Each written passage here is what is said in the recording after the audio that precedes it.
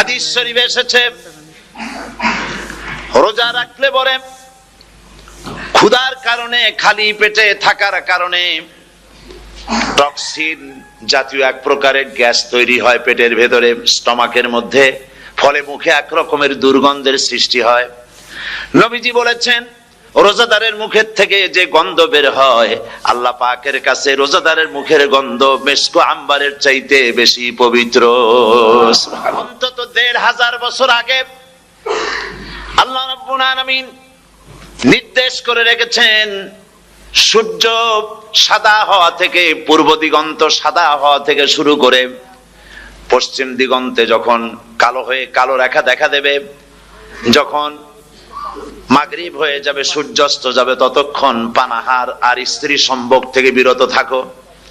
১৫০০ বছর আগের আল্লাহ রাব্বুল আলামিনের এই নোটিশ কিভাবে কার্যকরী হচ্ছে উম্মতের মধ্যে, মুসলমানদের ভেতরে। খাবার সামনে আসে, পিপাসা লেগেছে, এখন তো পিপাসা লাগে না, খুব ঠান্ডার সময়, এখন রোজা রাখতে খুব মজা হবে, তাই না? খুব মজার রোজা। কিন্তু এই রোজা যখন জুন মাস আর জুলাই মাসে আসবে, তখন টের পায় মানুষ রোজা কাহাকে বলে। প্রচন্ড পিপাসা, সামনে সব খাবার পড়ে আছে, একটা খাবারের দিকে রোজাদারের হাত যায় না, ঘড়ির দিকে তাকায় আর চুপ করে বসে বসে আল্লাহর জিকির করতে থাকে। আল্লাহ কয়, ফেরেশতারা দেখ, এই বান্দা বানাইতে নিষেধ করছিলি, সুবহানাল্লাহ। আল্লাহ খুশি হয়ে যায়। রোজাদার অপেক্ষা করতে থাকে, ঠিক যখন কাটায় কাটায় সময়টা এসে গেছে, তখন আল্লাহর নাম করে খুরমা দিয়ে, পানি দিয়ে ইফতার শুরু করে দিল। আল্লাহ পাক খুশি হয়ে গেলেন। এই যে ইফতার, সারাদিন রোজা রাখা ইফতার করায় যে মজা, রোজা রাখলো না এরকম লোকেরাও কিন্তু ইফতার করে, করে না? পুরান ঢাকায় আছে, ঢাকার তো কয়েকটা এলাকা আছে, পুরান ঢাকার লোকেরা নাকি বলে যে, যারা রোজা রাখে না তারা বলে যে, রোজা না রাখে একরকম পাপ করছি, আর ইফতার না করিয়া কবিরা গুনাহ করবো নাকি, ইফতার তো করাই লাগবে। তো খুব মজা করে ইফতার করে তারা। তো সারাদিন রোজা রেখে পেঁয়াজি, ছোলা, বুট, মুড়ি খাওয়ায় যে মজা, সারাদিন ভাত খাইয়া তারপরে ইফতারে শরীক হওয়া, ছাগলে ঘাস খাইলে যেমন লাগে ওইরকম তার মুখে লাগে, এই মজা পাবে না। রোজাদারের যে মজা লাগে সেই মজা সে পাবে না। সারা মাস রোজা থাকার পর, আল্লাহর হুকুম মেনে সারা রাত রোজা রাখার পর, তারপরে ঈদের দিনে জামা কাপড় পরিষ্কার করে, শেরওয়ানি গায়ে লাগাইয়া, পাঞ্জাবি পরে, আতর মেখে, এরপরে ঈদের জামাতে যখন দাঁড়ায় যায়, সে যে মজা পায়, সারা মাস রোজা রেখে ঈদের জামাতে গিয়ে সে যে মজা পায়, যে রোজা রাখলো না, ঈদের দিনে খুব জামা, পাজামা, সেন্ট এগুলো মেখে টেকে প্রথম কাতারে গিয়ে দাঁড়ায় গেছে, ও সেই মজা পাবে না। ওর মনের মধ্যে একটা চোর চোর ভাব থেকেই যায়। সে মনে মনে ভাবে, এই জামাত আমার না, জোর করে আসছি, এইখানে দাঁড়াবার যোগ্যতা আমার নাই। মনের মধ্যে সে একটা অপরাধী ফিল করে, সে ফিল করতে থাকে। সুতরাং রোজাদারের জন্য দুইটা খুশি, একটা হচ্ছে ইফতারের সময়, আর একটা খুশি হবে যখন আল্লাহ তাদেরকে দেখা দেবেন। সুবহানাল্লাহ।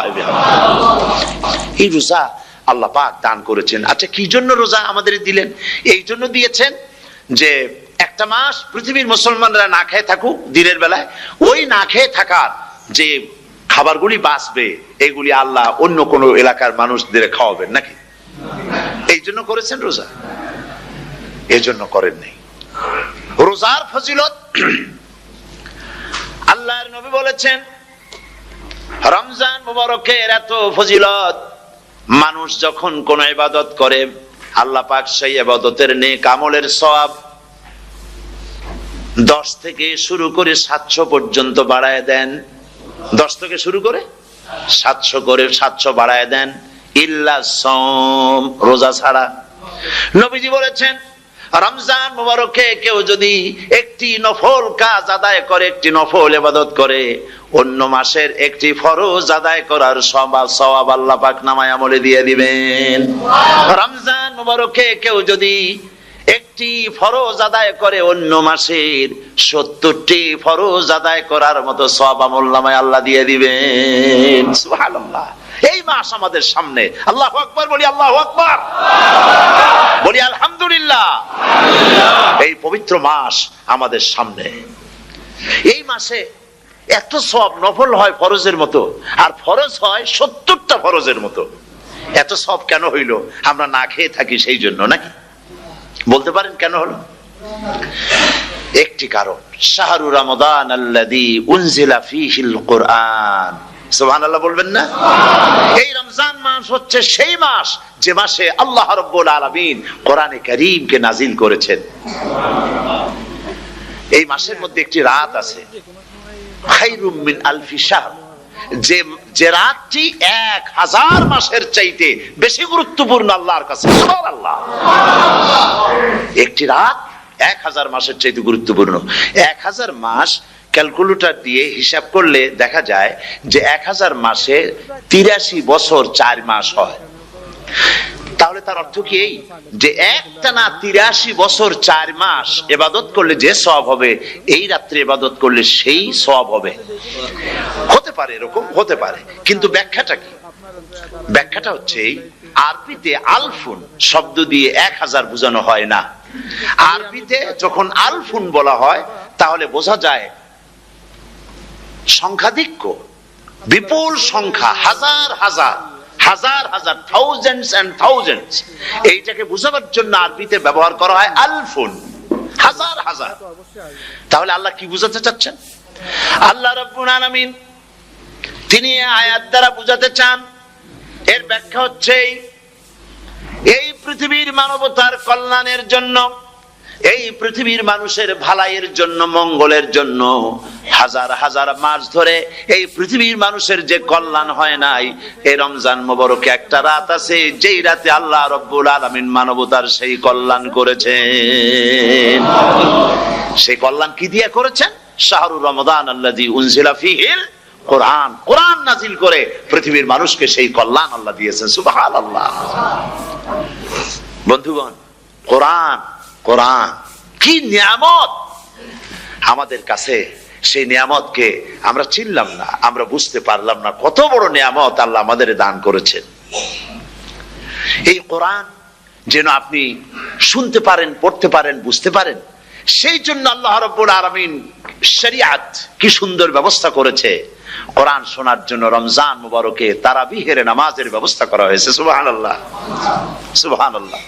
যারা সব সময় পড়তে পারেন না, কোরআন তেলাওয়াত জানেন না, অথবা সারা বছরও এক খতম কোরআন শরীফ পড়া হয় না, শরিয়ত কি সুন্দর বিধান করলো যে আপনি যেন 30 পারা কোরআন শরীফ শুনতে পারেন।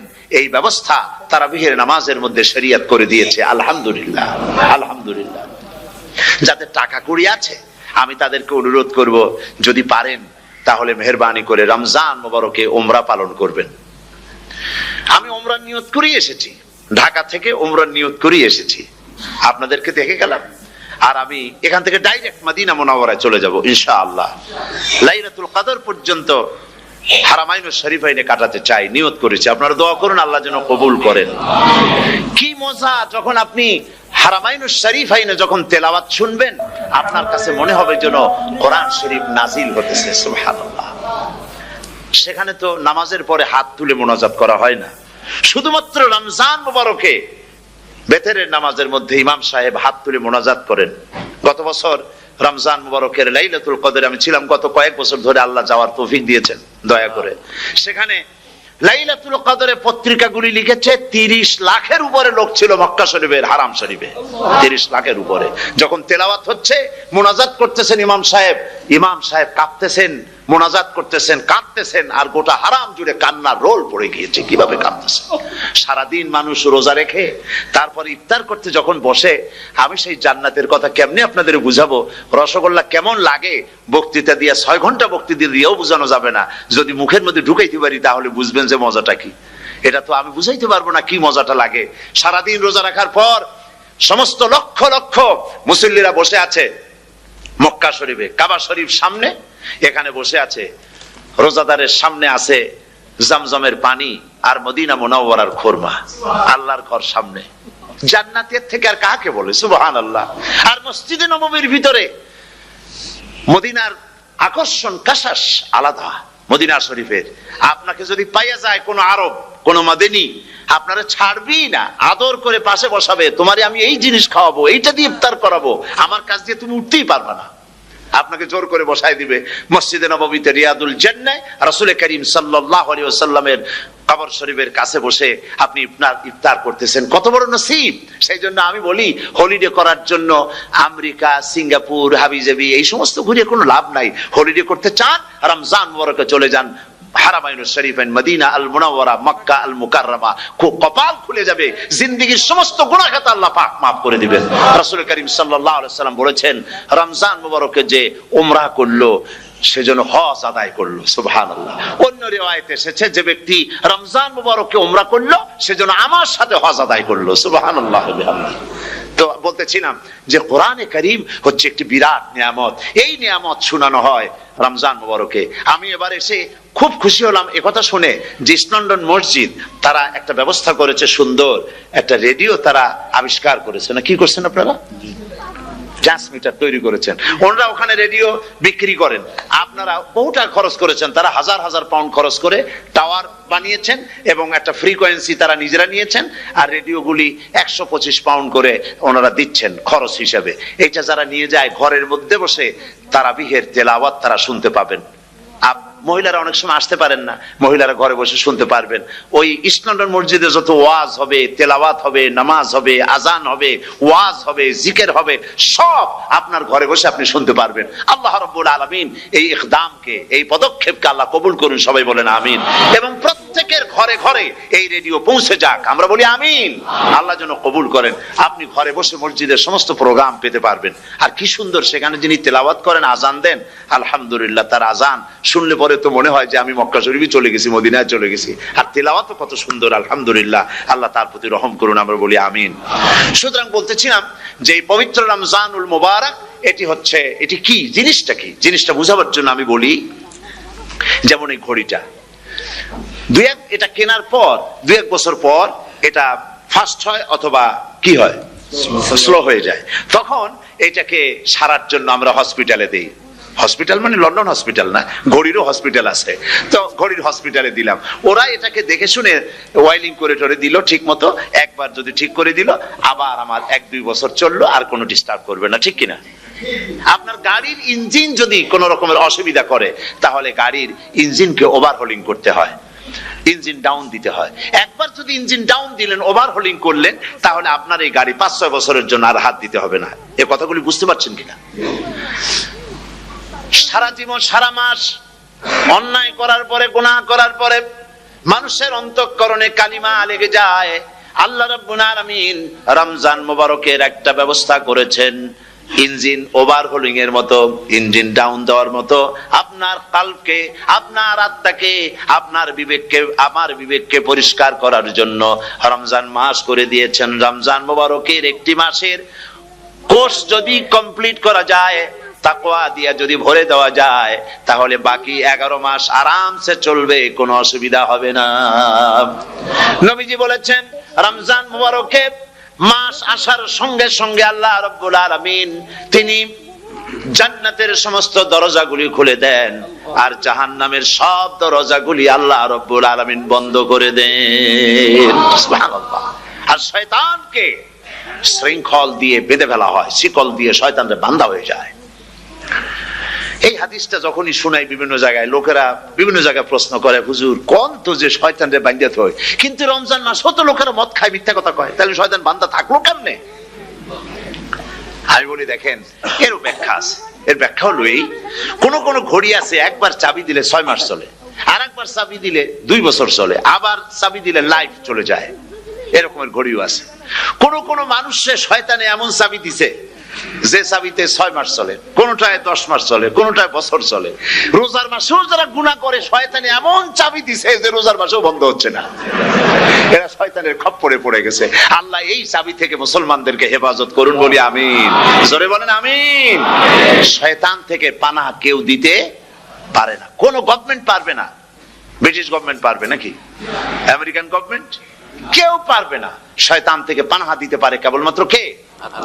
ওই আল্লাহ রাব্বুল আলামিন আমাদেরকে শিখায় দিয়েছেন শয়তানের ওয়াসওয়াসা থেকে আমার কাছে পানাহ চাও। আউযু বিল্লাহি মিনাশ শাইতানির রাজিম। বিতাড়িত মরদুদ শয়তানের ওয়াসওয়াসা থেকে পানাহ চাই, আল্লাহর কাছে পানাহ চাও। আল্লাহ পাক বলেন আমি পানাহ দিতে পারি শয়তানের ওয়াসওয়াসা থেকে। শয়তান থেকে আশ্রয় একমাত্র সিকিউরড, নিরাপত্তা পেয়েছেন আল্লাহর পয়গম্বরেরা। সুবহানাল্লাহ। আম্বিয়া আলাইহিমুস সালাম তারা আল্লাহ কর্তৃক নিয়ন্ত্রিত, শয়তানের ক্ষমতা নাই পয়গম্বরদের কাছে যাওয়া। চতুর সীমানার ভেতরে শয়তান প্রবেশ করে কোন নবীকে ওয়াসওয়াসা দিতে পারবে না। বলি সুবহানাল্লাহ। এই জন্য শয়তান থেকে বেঁচে যাওয়া, শয়তানের ওয়াসওয়াসা থেকে বাঁচা খুবই কঠিন। সেই জন্য আল্লাহ পাক বলছেন শয়তানকে বেঁধে রাখা হয়, জান্নাতের সমস্ত দরজা খোলা, জাহান্নামের সমস্ত দরজা বন্ধ হয়ে যায়। এই নিয়ামতের মাস আমাদের সামনে। প্রত্যেকটি যখন কোন ওয়ার্কশপ হয়, তো ওয়ার্কশপের জন্য এক একটা কি বলে সিলেবাস থাকে। রমজান মুবারক একটা ওয়ার্কশপ। এই ওয়ার্কশপের মধ্যে একটা সিলেবাস আছে, সেই সিলেবাসের নাম হচ্ছে কোরআন। কোরআন কোরআন কোরআন নাজিলের মাসে আমরা কি কোরআন তেলাওয়াত করি? বলেন। রোজা হচ্ছে, হাদিস শরীফের মধ্যে বলা হয়েছে আস-সাওমু জুন্নাহ, রোজা হচ্ছে ঢাল। রোজা কি কন্ত? ঢাল। বোঝেন তো ঢাল কি? প্রোটেক্টর। আপনি জিহাদের ময়দানে, যুদ্ধের ময়দানে নিরাপত্তার জন্য, বাইরের থেকে আক্রমণকে ফিরাবার জন্য কি ব্যবহার করেন? ঢাল ব্যবহার করেন। রোজা হচ্ছে ঢাল, শয়তানের সমস্ত আক্রমণ থেকে বাঁচার জন্য রোজা হচ্ছে ঢাল। রোজার দিনে কেউ যদি আপনার সাথে ঝগড়া করে, তাহলে রাসূল বলেছেন তুমি বলো, তুমি ঝগড়ায় প্রবৃত্ত হবে না। তোমার সাথে যদি কেউ ঝগড়া করে, তুমি বলবে ইন্নী সাইম, আমি রোজাদার। আমি তোমার মতো ঝগড়া করতে আমিও পারি, আমি তোমার মতো গালাগালি দিতে পারি, কিন্তু আমি দেব না, ঝগড়াও করব না, গালিও দেব না, মারামারিও করব না, কারণ আমি রোজাদার। সুবহানাল্লাহ। রোজা আপনাকে গুনাহ থেকে বাঁচায় দেবে। দেখেন রোজা কিভাবে গুনাহ থেকে বাঁচায়। মিথ্যেবাদী, মিথ্যেবাদী সারাক্ষণ মিথ্যে কথা বলে, কিন্তু রোজার মাস আসছে। এখন মিথ্যাবাদী যারা, তাদের ঘনিষ্ঠ লোকদের কাছে শুনেছি যে তারা বলে, যদি কোনো লোক দিনের বেলা এসে যায় আর এমন কথা, যে কথা বলতে গেলে মিথ্যা বলা ছাড়া উপায় নাই তার জন্য, সে তখন বলে ভাই তুমি তো অসময় আসছো, এখন আমি খুব ব্যস্ত, আই এম ভেরি বিজি, তুমি রাত্রে আসো। কথা বুঝতে পেরেছেন তো? রোজা হচ্ছে কি? রোজাটা কি বলে? ঢাল। কোন মেয়ে লোকের দিকে চোখ পড়লো, আহা আমি তো রোজাদার, চোখকে সাথে সাথে নিচে নামায় ফেললো। গানের আওয়াজ আসলো, আমি তো রোজাদার, সে গানটা শুনলো না। কাজী সমস্ত গুনাহ থেকে বাঁচার জন্য রোজা একটা বিরাট হাতিয়ার। সুবহানাল্লাহ। এই মাসে আল্লাহ রাব্বুল আলামিন এই মাসটা, এই রোজাটা কেন দিয়েছেন? লাআল্লাকুম তাত্তাকুন, ইয়া আইয়ুহাল্লাযীনা আমানু কুতিবা আলাইকুমুস সিয়ামু কামা কুতিবা আলাল্লাযীনা মিন ক্বাবলিকুম লাআল্লাকুম তাত্তাকুন। হে বিশ্বাসীরা, তোমরা যারা ঈমান এনেছো, শোনো, আমি রোজাকে তোমাদের জন্য ফরজ করেছি, যেমন করে ফরজ করেছিলাম তোমাদের পূর্বপুরুষদের উপরে। রোজা শুধু আমাদের উপরে ফরজ হয়েছে তা না, আমাদের আগে যারা যেসব নবীরা আসছিলেন তাদের উপর রোজা কি ছিল? ফরজ ছিল। সুতরাং এই রোজা তোমাদের উপরে ফরজ, এই জন্য লাআল্লাকুম তাত্তাকুন, যাতে করে তোমরা কি হতে পারো? পরেজগার হতে পারো। কি হতে পারো? পরেজগার, মুত্তাকি হতে পারো, আল্লাহকে ভয় করতে পারো। একমাত্র আল্লাহর ভয় মানুষকে ভালো বানাতে পারে। একটা মানুষ জান্নাতে যাওয়ার জন্য, জাহান্নাম থেকে বাঁচার জন্য একটা জিনিস, কয়টা জিনিস বলেন? একটি জিনিস যদি ভেতরে থাকে তাহলে সমস্ত গুনাহ থেকে বাঁচতে পারে। আর একটি জিনিস যদি না থাকে তাহলে এমন কোন কাজ নাই পৃথিবীতে যা সে করতে পারে না। সেই কাজটার নাম কি? তাকওয়া। সবাই বলেন কাজটার নাম কি? তাকওয়া। যদি ভেতরে আল্লাহ পাকের ভয় থাকে, রব্বুল আলামিন আমাকে দেখছেন, তিনি আমাকে শুনতেছেন, এই ভয় যদি অন্তঃকরণের ভিতরে থাকে, তাহলে এই লোকটি কোনো গুনাহের কাজ করতে পারবে না, মিথ্যা বলতে পারবে না, ওজনে কম দিতে পারবে না, খাদ্যে ভেজাল দিতে পারবে না, শয়তানি বদমাশি করতে পারবে না। আর যদি এই জিনিসটির অভাব থাকে, যদি তাকওয়া না থাকে, তাহলে সমস্ত অন্যায় কাজ সে করতে পারবে। এই জন্য আল্লাহ রাব্বুল আলামিন বলেন, রোজা এই জন্য দান করেছে, যাতে করে রোজার মাস এই জন্য দিলাম, লাআল্লাকুম তাত্তাকুন, তোমাদের ভিতরে তাকওয়ার সৃষ্টি হয়। এই ওয়াজ আমি আপনাদের সামনে অনেকবার করেছি। হযরত ওমর রাদিয়াল্লাহু তাআলা আনহু রাতের বেলায় ঘুরতে ঘুরতে দেখেন এক বাড়িতে আলো জ্বলছে, শেষ রাত। এই রাত্রে বাড়িতে আলো জ্বলে কেন? ভাবলেন কোন অসুখ বিসুখ হলো নাকি। তো উনি কাছে গেছেন, গিয়ে কান পেতে শুনতেছেন। বাড়ির মালিক বুড়ি তার যুবতী মেয়েকে ডেকে বলছে, মা ওঠো, তাড়াতাড়ি ওঠো। কেন?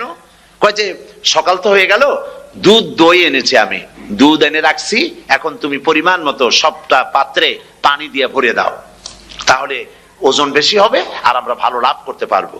মেয়ে বলছে, মা তুমি বলো কি, এটা আমার দ্বারা সম্ভব না। কেন সম্ভব নয়? হযরত ওমর এক ফরমান জারি করেছেন, তিনি বলেছেন তিনি পানিতে দুধের মধ্যে পানি মিশাতে নিষেধ করেছেন। তাছাড়া রাসূল করিম সাল্লাল্লাহু আলাইহি ওয়াসাল্লাম খাদ্যদ্রব্যে ভেজাল দিতে নিষেধ করেছেন। কাজী হযরত ওমরের এই নির্দেশকে আমি অমান্য করতে পারবো না। মা বলছে, দেখো ওমর এখন তো ঘুমাইতেছে, এত রাত্রে তিনি কি এখানে আসছেন নাকি আমাদের এই কারবার দেখতে? তুমি পানি মিশাও ইচ্ছে মতো। মেয়ে বলছে, মা হযরত ওমর ঘুমাতে পারেন, তার পুলিশেরা, তার গোয়েন্দা বিভাগের লোকেরা ঘুমাতে পারেন, হযরত ওমরের চোখকে ফাঁকি দেওয়া যাবে, হযরত ওমরের পুলিশকে ফাঁকি দেওয়া যেতে পারে, কিন্তু আল্লাহ রাব্বুল আলামিনের চোখকে ফাঁকি দেওয়া যাবে না। আমার পক্ষে সম্ভব নয়, আমি দুধে পানি মিশাতে পারবো না। হযরত ওমর রাদিয়াল্লাহু তাআলা চলে গেলেন, গিয়ে তার ছেলেকে ডেকে বললেন, ছেলে আমি তো এখন বুড়া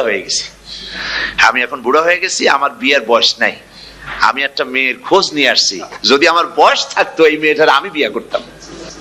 সুবহানাল্লাহ, সুবহানাল্লাহ। তো এই মেয়েটা তুমি খোঁজ নাও, যদি বিয়ে না হয়ে থাকে তুমি প্রস্তাব দাও বিবাহের। কি সৌন্দর্য তিনি দেখলেন মেয়েটার মধ্যে, স্বাস্থ্য, রূপ, যৌবন, কি দেখলেন? তাকওয়া। জোরে বলেন না, কি দেখলেন? তাকওয়া। এই তাকওয়া তিনি দেখলেন। এই তাকওয়ার উপরে ভিত্তি করে আমিরুল মুমিনিন, অর্ধেকটা পৃথিবীর প্রেসিডেন্ট, খলিফাতুল মুসলিমিন, আমিরুল মুমিনিন হযরত ওমর তার ছেলের জন্য পুত্রবধূ করে তাকে ঘরে নিয়ে আসলেন। সুবহানাল্লাহ। ফায়দা কি হলো?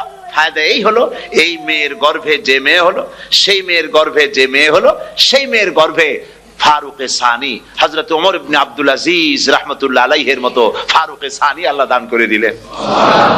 সুবহানাল্লাহ বিহামদি। এটা নাম হচ্ছে তাকওয়া। এই তাকওয়ার ব্যাপারে হযরত ওমর রাদিয়াল্লাহু তাআলা আনহু তিনি হযরত কাব বিন উবাই রাদিয়াল্লাহু তাআলা আনহুকে জিজ্ঞেস করেছিলেন যে তাকওয়ার একটা ব্যাখ্যা আপনি কি আমাকে বলতে পারেন, তাকওয়ার ব্যাখ্যাটা কি? তিনি বললেন, হ্যাঁ পারি। কি ব্যাখ্যা? তিনি বললেন যে দেখুন, তাকওয়ার ব্যাখ্যা হচ্ছে এই যে সংকীর্ণ একটি রাস্তা, সরু ন্যারো একটা রোড, এই ন্যারো রোডের দুই দিকে আছে কাঁটাযুক্ত লতা পাতা। এই কাঁটাযুক্ত লতা পাতার মধ্য দিয়ে এই সরু রাস্তা দিয়ে আপনি যখন যাবেন তো কিভাবে যাবেন? হযরত ওমর বললেন, আমার জামা কাপড় এইভাবে খুব আটোসাটো করে আমরা যাব, যাতে করে গায়ের চামড়াও না ছেড়ে আমার জামাও যাতে না ছিঁড়ে যায়। হযরত কাব বিন উবাই রাদিয়াল্লাহু তাআলা আনহু বলছেন, এটার নামই হচ্ছে তাকওয়া। এটার নাম কি? তাকওয়া। এটার নাম হচ্ছে তাকওয়া। দুনিয়ার অসংখ্য পাপের ভেতর থেকে আপনি চলে যাবেন, পাপ যেন আপনাকে স্পর্শ করতে না পারে। এটার নাম তাকওয়া। বাইন মাছ নিশ্চয়ই খেয়েছেন আপনারা, না লন্ডনে পাওয়া যায় না? পাওয়া যায়। এই বাইন মাছ যারা খেয়েছেন আপনারা, আমি জানি না আপনারা জানেন কিনা, বাইন মাছ কোথায় থাকে? পানিতে থাকে না কাদায় থাকে? মাশাআল্লাহ, বাইন মাছ থাকে কাদার মধ্যে। কিন্তু এই বাইন মাছ যারা ধরেছে তাদের মুখে শুনেছি আমি যে বাইন মাছ থাকে কাদায়, ওকে যখন ধরে টেনে বের করা কাদার মধ্য থেকে এক ফোঁটা কাদা ওর গায়ে নাই। এই কলুষিত সমাজ, পাপে ভরপুর, গ্রেট ব্রিটেন, আমেরিকা, পাশ্চাত্য, আমাদের দেশ, সর্বত্র পাপ আর পাপ। এই পাপের মধ্যে বাইন মাছ শুধু খাইয়েন না, ওর কাছ থেকে শিক্ষাও গ্রহণ করেন।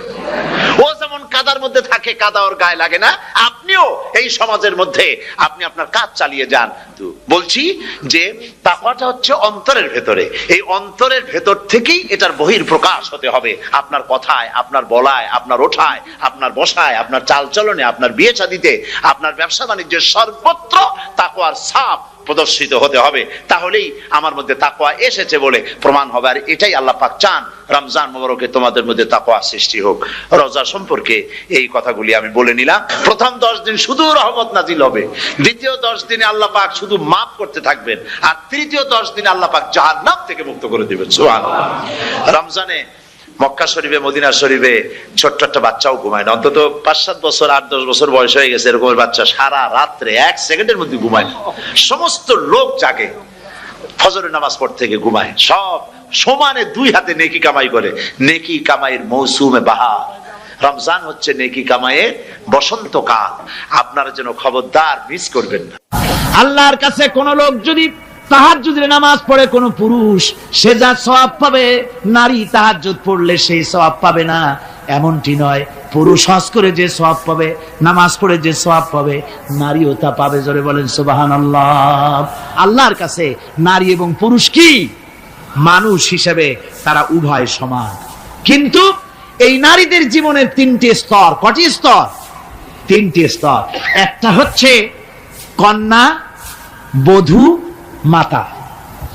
নারীর জীবনের এই 3টি স্তর, ভালো করে শুনুন। কন্যা, বধূ, মাতা।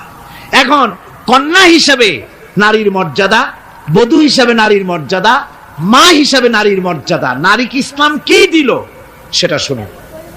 আল্লাহর নবী বলেছেন,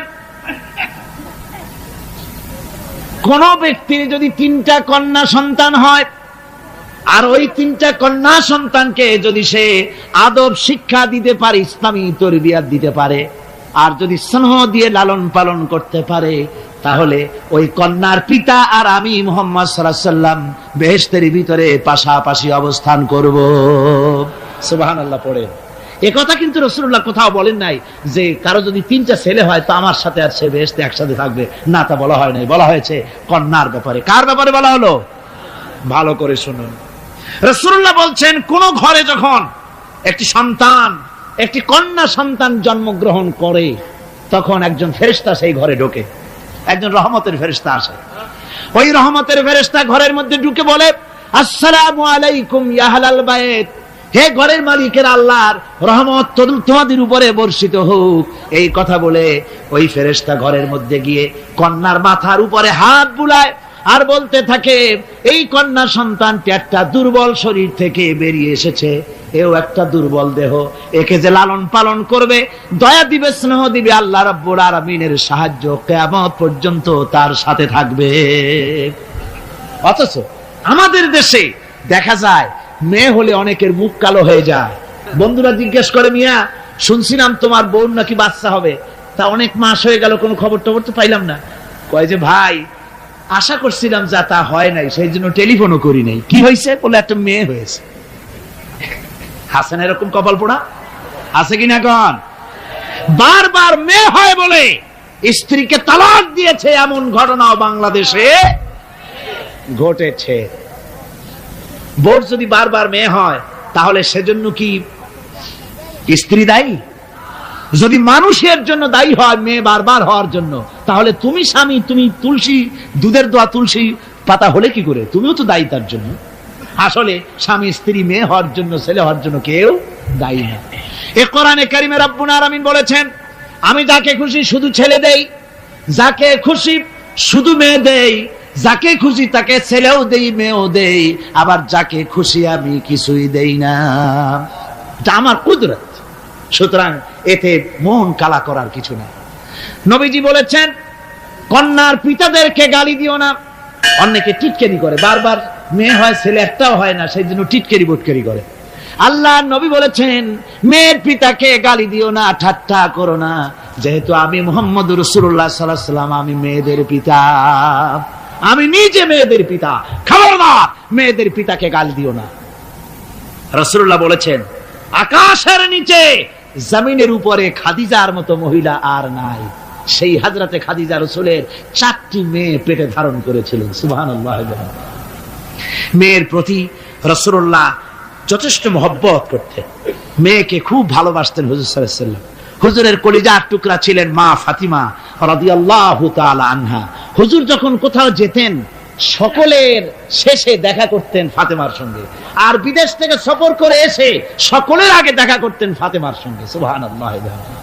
রাসূলুল্লাহ আরো বলেছেন, তোমরা যখন বাজারে যাবে বা ব্যবসা করতে যাবে বা বিদেশে যাবে, আসার সময় যে সব হাদিয়া নিয়ে আসো। আমরা যখন বাইরে যাই, বাজারে যাই, কিছু হাদিয়া আনি না? জামা কাপড়, চকলেট ইত্যাদি আমরা আনে থাকি। রাসূলুল্লাহ বলেছেন, হাদিয়াগুলি তোমরা যারা বিদেশে যাও, বাজারে যাও, হাদিয়া আনবে, আর এনে ঘরের মধ্যে ঢুকে তা শুরু করবে মেয়েকে দিয়ে। প্রথমে দেবে মেয়েকে। সুবহানাল্লাহ। মেয়ের মর্যাদা ইসলামের সব চাইতে বেশি। কোন যুগে? যে যুগে মেয়ে হলে পরেই মাটির নিচে ঘেরে রাখতো, আছাড় মেরে মেরে ফেলে দিত। বেআইয়ি যামবিন কুতিলাত, কোন অপরাধে তাদেরকে হত্যা করা হলো। আল্লাহ পাক কোরআনে কারীমের মধ্যে বলেছেন তাদের অপরাধ আর কিছু না, তারা নারী, এই জন্য তাদেরকে মেরে ফেলা হতো। রাসূলুল্লাহ তাদের ইজ্জত দিলেন। সুবহানাল্লাহি বিহামদিহি। রাসূলুল্লাহ সম্মান দিলেন, ইজ্জত দিলেন তাদেরকে। কন্যা হিসাবে নারীর এই মর্যাদা। ফাতেমাকে রাসূল এত ভালোবাসতেন, ইন্তেকালের সময় হযরত ফাতেমা কাঁদতে কাঁদতে বেহুশ হয়ে যাওয়ার উপক্রম হয়ে গেছে। রাসূলুল্লাহ হযরত ফাতেমাকে ইশারা দিলেন। হযরত ফাতেমা তার কান নিয়ে রাসূলুল্লাহর মুখের কাছে লাগাই দিলেন। আল্লাহর নবী কি যেন বললেন কানে কানে। হযরত ফাতেমার কান্না বন্ধ হয়ে গেল। হযরত আয়েশা বলেন, মা, রাসূলুল্লাহ তোমার কানে কানে কি বললো আর তোমার কান্না বন্ধ হয়ে গেল? হযরত ফাতেমা বলেন, ইয়া আম্মা জান, আমার আব্বা আমার কানে কানে বলল, মা ফাতেমা তুই কাঁদিস না, তোর কান্না আমার বরদাস্ত হয় না, তোমাকে কাঁদতে হবে না। আমি তোমাকে সুসংবাদ দিয়ে যেতেছি, আমি মরে যাওয়ার পর সর্বপ্রথম তোমার সাথে আমার দেখা হবে। রাসূলুল্লাহর এই ভবিষ্যৎবাণী হযরত ফাতেমা বুঝতে পেরেছেন যে হুজুরের ইন্তেকালের পরে আমার বেশি দেরি হবে না, আমিও তাড়াতাড়ি হুজুরের সাথে শামিল হতে পারবো। হুজুরের ইন্তেকালের 6 মাস পরেই হযরত ফাতেমা রাদিয়াল্লাহু তাআলা আনহা ইন্তেকাল করেছিলেন। কন্যা হিসেবে নারীর মর্যাদা ইসলাম অনেক অনেক গুণে বাড়িয়ে দিয়েছে। এই কন্যা শিশু, কৈশোর, যৌবন পেরিয়ে যখন যৌবনে তার বিয়ে হয়ে যায়, আল্লাহ রাব্বুল আলামিন তখন বলেন, ওয়া মিন আয়াতিহি আন খালাকা লাকুম মিন আনফুসিকুম আজওয়াজান লিতাসকুনু ইলাইহা ওয়া জাআলা বাইনাকুম মাওয়াদ্দাতান ওয়া রাহমা। আল্লাহ পাক বলেন, আমার নিদর্শনের ভিতরে এটিও একটি নিদর্শন যে আমি তোমাদের থেকে তোমাদের জোড়া তৈরি করেছি, তোমাদের স্ত্রীদেরকে তৈরি করেছি, তোমাদের সাথে তোমাদের স্ত্রীর ভালোবাসা সৃষ্টি করেছি, মহব্বত সৃষ্টি করেছি। এই মহব্বত আমি আল্লাহ তৈরি করেছি। আর যখন বুড়ো হয়ে যায় মানুষ, স্বামী স্ত্রী যখন বুড়ো আর বুড়ি হয়, তখন আর ভালোবাসা থাকে না, তখন ওই ভালোবাসা সহৃদয়তার করুণায় আমি আল্লাহ পরিণত করে দেই। বুড়ার জন্য তখন বুড়ি ছাড়া আর উপায় নাই, বুড়িরও আর বুড়া ছাড়া উপায় নাই। তখন ভালোবাসা কোনো বিশেষ কোন অক্ষ নিয়ে ভালোবাসা নয়, তখন একের উপরে অন্য একদম নির্ভরশীল হয়ে পড়ে। আল্লাহ পাক বলেন, এই অবস্থা আমি আল্লাহ সৃষ্টি করে দেই। সুবহানাল্লাহ বিহামদিহি। আল্লাহ পাক বলছেন, নারীদের উপরে, নারীদের সাথে, স্ত্রীদের সাথে ভালো ব্যবহার করো, ভালো ব্যবহার করো। তার কোনো ব্যাপারে যদি মনটা তোমার কখনো খারাপ হয়, কোরআন শরীফের মধ্যে আল্লাহ পাক বলে দিয়েছেন পরিষ্কার করে যে কখনো তার সাথে খারাপ ব্যবহার করো না। যদি কখনো মন খারাপ হয় তাহলে চূড়ান্ত কোনো সিদ্ধান্ত নিতে যেও না, বরং তোমার জীবনে ওই স্ত্রীর অনেক অবদান আছে, সেসব কথা মনে করে এই সামান্য কিছু ভুলে যাও। আল্লাহ চান স্বামী স্ত্রীর মহব্বত টিকে থাকুক। আল্লাহ পাকের কাছে তালাক হচ্ছে ঘৃণিত জিনিস। সবচাইতে ঘৃণিত হালাল হচ্ছে দুইটা, একটা হচ্ছে ভিক্ষাবৃত্তি আর একটা হচ্ছে তালাক। আল্লাহ পাক নারীকে বলেছেন, নারী আর পুরুষকে বলেছেন যে তোমরা হচ্ছে হুন্না লিবাসুন লাকুম ওয়া আনতুম লিবাসুন লাহুন্না। তোমরা পরস্পর পরস্পরের জন্য পোশাক পরিচ্ছদের মতো অঙ্গাঅঙ্গি ভাবে একের উপরে অপরের পরিপূর্ণ অধিকার তোমাদের রয়েছে। এই অধিকারের ভিত্তিতে, ভালোবাসার ভিত্তিতে জীবন গড়ার জন্য আল্লাহ পাক বলেছেন। তারপরে তার অর্থনৈতিক অধিকার তাকে দিয়েছে। আল্লাহ পাক মহারানাকে ফরজ করে দিয়েছেন। মহারানা কি করেছেন? ফরজ করে দিয়েছে। মহারানা ফরজ। এই ফরজকে একটা ট্র্যাডিশন হিসেবে গ্রহণ করা হয়। বড় লোকেরা শোনায়, মেয়ের বিয়ে কত, বিয়েতে মহারানা কত হয়েছে? বলে যে 11,07,373 টাকা 75 পয়সা। আদায় করে না মোটেও, বিরাট একটা অঙ্ক শোনায় দিল মানুষদেরকে। আমার ভাইয়েরা জেনে রাখুন, মহারানা যদি মহারানা তো বাঁধতে হবে ফরজ, মহারানা আদায় করতে হবে। এই মহারানার টাকা যদি আদায় করা না হয়, স্ত্রী যদি স্বেচ্ছায় স্বামীকে মহারানা মাফ করে না দেয়, তাহলে কিয়ামতের দিন আল্লাহর দরবারে ওই স্বামীকে জিনাকারীর কাতারে দাঁড়াতে হবে। জোরে বলেন নাউজুবিল্লাহ।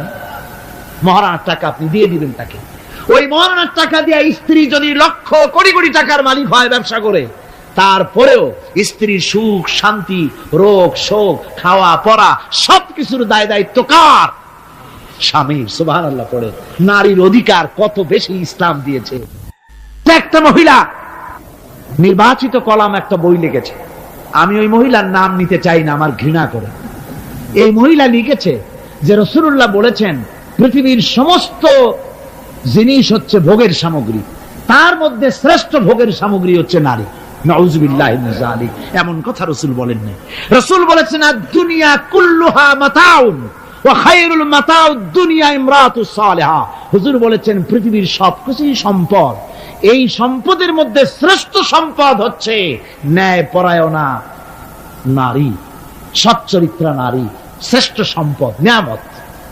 আর সেইটারে বানাইছে ভোগের সামগ্রী। আয়াত হাদিস তার ইচ্ছে মতো ব্যাখ্যা করেছে। সে লিখেছে যে এতদিন পুরুষ নারীকে ধর্ষণ করেছে, নারীদের কি হলো? তোমরাও পুরুষ ধর্ষণ করো। নাউজুবিল্লাহ পড়ে। এ আবার সরকারি চাকরি করে, তারপরেও মুসলমান দেশে এই শয়তানের চাকরিও থাকে। নাউজুবিল্লাহ পড়ে। আশ্চর্য কথা।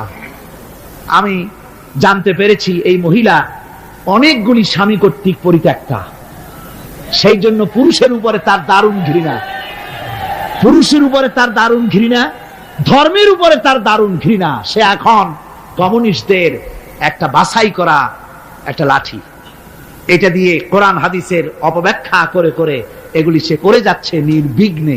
সরকার কোনো কথা বলছে না। সরকার যে কথা বলছে না, এর জবাব সরকারকে দিতে হবে, আল্লাহর কাছে দিতে হবে, কোনো সন্দেহ নাই। আল্লাহকে গালি দেওয়া হচ্ছে, নবীকে গালি দেওয়া হচ্ছে, রসুলকে গালি দেওয়া হচ্ছে, বেহেশতকে গালি দেওয়া হচ্ছে, অথচ সরকার একদম চুপচাপ। নাটকের মধ্যে আরবি পড়া নিষেধ করা হচ্ছে। আমি প্রথম দিন বলেছিলাম, কি জানি নাটকের নাম, বারান্দা। আচ্ছা যাই হোক, সেই নাটকের মধ্যে দেখানো হচ্ছে যে আলিফ বা তাসা পড়াচ্ছে মৌলবি একজন, হোক না, একটা হিন্দুর স্ত্রী, মুসলমান সে, কিন্তু বউ হিন্দু, সে হয়েছে নায়িকা। সে এসে বলছে এসব বন্ধ করো, অ ক খ পড়ো। এই কথার জাস্টিফিকেশন হতো যদি ছেলেরা এ বি সি ডি পড়তে থাকতো, আর যদি বলা হতো সব বন্ধ কর, অ ক খ পড়, এর একটা যৌক্তিকতা ছিল, ঠিক না? পড়তেছে আলিফ বা তাসা, সব বন্ধ কর, তার মানে কি? আলিফ বা তাসা হলো কোরআন, এর মানে কি? কোরআন। সুতরাং টেলিভিশনের মাধ্যমে কোরআনকে বন্ধ করার চেষ্টা চালাচ্ছে ভারতের গোলামেরা। সরকার চুপ করে থাকছে, সরকার নীরব। এর জবাব সরকারকে পেতে হবে, এড়াতে পারবেন। সুতরাং বলতেছিলাম, নারীর অধিকার প্রতিষ্ঠিত করেছে ইসলাম। কে করেছে? ইসলাম বলেছে মহারানার টাকা আদায় করে দাও। সেই মহারানার টাকা আদায় করা হলো না, এখন উল্টা, এখন মহারানা আদায় করে পুরুষেরা। সেটার নাম কি? যৌতুক। কন্যা পক্ষের কাছের থেকে যৌতুক নামে কৌতুক করে। ছেলে যখন ম্যাট্রিক পাস করে তখন ছেলের পিতা এতটুকুন হা করে, যখন বিএ পাস করে এতটা করে, যখন এমএ পাস করে ছেলের বাবা তখন হাঙ্গরের মতো এতটা হা করে। যত টাকা খরচ হয়েছে মেয়ের বাপের কাছ থেকে কড়ায় গন্ডায় উসুল করে নেব। তারপরে ছেলে আর মেয়ের বিবাহ ঘটায় দেয়, মাঝখানে ওটারে কি করে? হ্যাঁ, ঘটক। এই ঘটক ঘটকালি করে। অমুকের ছেলে ইঞ্জিনিয়ার, খুব ভালো ছেলে, দারুণ ভালো। বলে কত ভালো? থানায় খুব রিপোর্ট আছে, যাই দেখো। খুব ভালো ছেলে। তা কি লাগবে? কালার টেলিভিশন লাগবে 10টা, তারপরে পাজেরো জিপ লাগবে, 14 লক্ষ টাকা ক্যাশ লাগবে, আবুধাবিতে চাকরি লাগবে, ওয়াশিংটন ডিসিতে বাড়ি করে দেওয়া লাগবে। মানে মেয়ে জন্ম দিয়ে মেয়ের বাপ এমন পাপ করছে যে এটা চালাতে গিয়া ছেলের বাপেরে তার 14 গোষ্ঠীর স্বাদ মিটাই দিতে হবে। এমন ছোট লোক, এমনই ছোট লোক কন্যার পিতার কাছ থেকে চাইয়ে চাইয়ে আদায় করে নেয়। এর চাইতে ভিক্ষুক এর চাইতে খয়রাতি, এর চাইতে ছোট লোক আর কেউ হতে পারে না। লজ্জা করা উচিত, শরম করা উচিত, মনে করা উচিত ওই লোক তো তার কলিজার টুকরাটাই আমাকে দিয়ে দিচ্ছে। 16 বছর 20 বছর লালন পালন করে কলিজার টুকরা মেয়েটাই তো আমাকে দিয়ে দিচ্ছে, আবার টেলিভিশন চাই কেন? ঘটক যা কন্ট্রাক্ট করলো, যদি তার থেকে কিছু কম হয়, বিয়া ভাঙ্গে যায়, তাহলে বোঝা গেল কি মেয়ে বিয়ে করলো না টেলিভিশন বিয়ে করলো? তাহলে মেয়েটে বাদ দিয়ে টেলিভিশন কিনে তাই নিয়ে ঘুমাও। নাউযুবিল্লাহি মিন যালিক। কপাল পোড়া মুসলমান। মুসলমান, যৌতুক মুসলমানদের জন্য দাবি করে আদায় করে নেওয়া জায়েজ নাই। আপনারা আমাকে জবাব দেন, শূকরের মাংস খাওয়া মুসলমানের জন্য কি হারাম? পায়খানা খাওয়া মুসলমানের জন্য কি হারাম? মনে রাখুন, শূকরের মাংস আর পায়খানা খাওয়া মুসলমানদের জন্য যেমন হারাম, যৌতুকের একটা সুতা দাবি করে আদায় করা ঠিক সেরকম হারাম। চিটাগং এবং চট্টগ্রামের বাইরের থেকে আগত মুসলমানেরা, আমি জিজ্ঞেস করতে চাই, যাদের ছেলে আছে যৌতুক নামের এই অপদার্থ কৌতুক মানবতার সাথে এই প্রহসন আদায় করে দাবি করে যৌতুকের টাকা গ্রহণ করার মতো শূকরের মাংস পায়খানা আপনারা খাবেন? জোরে বলেন, খাবেন? যারা ছেলের পিতা আছেন, কোরআনের মাহফিলে হাত উঁচু করে আমাকে দেখাতে হবে, কন্যা পক্ষের কাছ থেকে দাবি করে একটা সুতা আদায় করবেন না। কারা তারা? হাত উঁচু করে দেখান, হাত উঁচু করে রাখতে হবে। আলহামদুলিল্লাহ, হাত নামান, হাত নামান। আমি বলেছিলাম ছেলেদের পিতারা হাত তুলবে, কিন্তু বাচ্চা ছেলেরাও হাত তুলে ফেলেছে। অসুবিধা নাই, সব শিশুরা ঘুমিয়ে আছে, কি জানি লক্ষ পিতা লক্ষ শিশু ঘুমিয়ে আছে, হ্যাঁ, সব শিশুদের অন্তরে। কাজে এই শিশুরাই একদিন পিতা হবে, তখন যেন আল্লাহ এই ওয়াদাটা তাদের মনে করায় দেন। জোরে কোন আমিন, জোরে বলেন আমিন। আপনাদের জানা মতে যদি যৌতুক কেউ আদায় করে টের পান, সালাম দিবেন না, তার সঙ্গে সামাজিক বয়কট করবেন, যেহেতু সে নারী নির্যাতনকারী। ঠিক কিনা বলেন? মা বোনেরা সম্মানের পাত্র, তাদেরকে বিয়ে করবেন সম্মান দিয়ে। আপনি টাকা দিয়ে বিয়ে করবেন, আপনাকে পয়সা দেওয়া হবে কেন? শ্বশুর যদি ইচ্ছে করে আপনাকে একটা কলম দেয়, শেরওয়ানি কাপড় দেয়, এই তো যথেষ্ট। আবার থালাবাটি ঘড়ি দিতে হবে, তুমি কি খয়রাতি? সম্মান থাকা উচিত, পার্সোনালিটি থাকা উচিত। শ্বশুরের টাকা দিয়ে বড়াই করবে, শ্বশুরের টাকা দিয়ে বাড়ি করবা, চাকরি করবা, লজ্জা করে না মুসলমান? নারী জাতির সম্মান আল্লাহ দিয়েছেন। কে দিয়েছেন? স্ত্রীকে রাসূলুল্লাহ কত ভালোবাসতেন। আল্লাহর নবী বলেছেন, আমার কাছে 3টা জিনিস প্রিয়, একটা হচ্ছে সুগন্ধি, একটা হচ্ছে নামাজ, আর একটা হচ্ছে স্ত্রী। সুবহানাল্লাহ, স্ত্রী আমার কাছে প্রিয়। হুজুর বলেছেন, তোমাদের মধ্যে সেই ব্যক্তি উত্তম যে ব্যক্তি তার স্ত্রীর কাছে উত্তম। আমি আমার স্ত্রীদের কাছে উত্তম ব্যক্তি। সুবহানাল্লাহ। রাসূলুল্লাহ স্ত্রীকে কত ভালোবাসতেন। বিশ্বনবী রাজনৈতিক কর্মকাণ্ড চালাচ্ছেন, যুদ্ধের দামামা বাজতেছে, চতুর্দিকে কত অশান্তি, সবকিছু চলছে, স্ত্রীর হক আদায় করতে ভুলে যাননি। রাতের বেলায় হযরত আয়েশার বয়স কম, তাকে নিয়ে রাসূলুল্লাহ একটু সুযোগ পেয়েছেন, বলছেন, আয়েশা সব তো ঘুমিয়ে, চলো আমরা একটু দৌড়াই। ওই যে দূরে একটা জিনিস দেখা যায়, দৌড় দাও, দেখি কে আগে যায়। দুজনে দৌড় প্রতিযোগিতা করলেন। দৌড় প্রতিযোগিতায় হযরত আয়েশা ফার্স্ট হলেন, হুজুর পিছনে পড়ে গেলেন। হযরত আয়েশা খুব আনন্দ করলেন যে আপনি কিন্তু আমার সাথে দৌড়ে পারলেন না। পরবর্তী কিছু কাল যাওয়ার পর হযরত আয়েশা বলেন, হুজুর আজকে আবার বললেন যে চলো আয়েশা একটু দৌড়াই। হযরত আয়েশা বলছেন যে সেদিনের তুলনায় আমার শরীর একটু, আমি মুটিয়ে গেছি, শরীরটি স্থূল হয়েছে। আমি আজকে দৌড়ালাম কিন্তু পারলাম না, রাসূল আগে চলে গেলেন। আমি হাঁপাতে হাঁপাতে যখন হুজুরের কাছে চলে গেছি, হুজুর তখন মুস্কি হেসে আমাকে বললেন, আয়েশা ওই সেই দিনের জবাব আজকে দিয়া দিলাম। সুবহানাল্লাহি বিহামদিহি, সুবহানাল্লাহি বিহামদিহি। বিশ্ব নবী কত বড় আদর্শ বিশ্ব মানবতার জন্য। তিনি বলেছেন, আরাফাতের ময়দানে রাসূলুল্লাহ বলেছেন,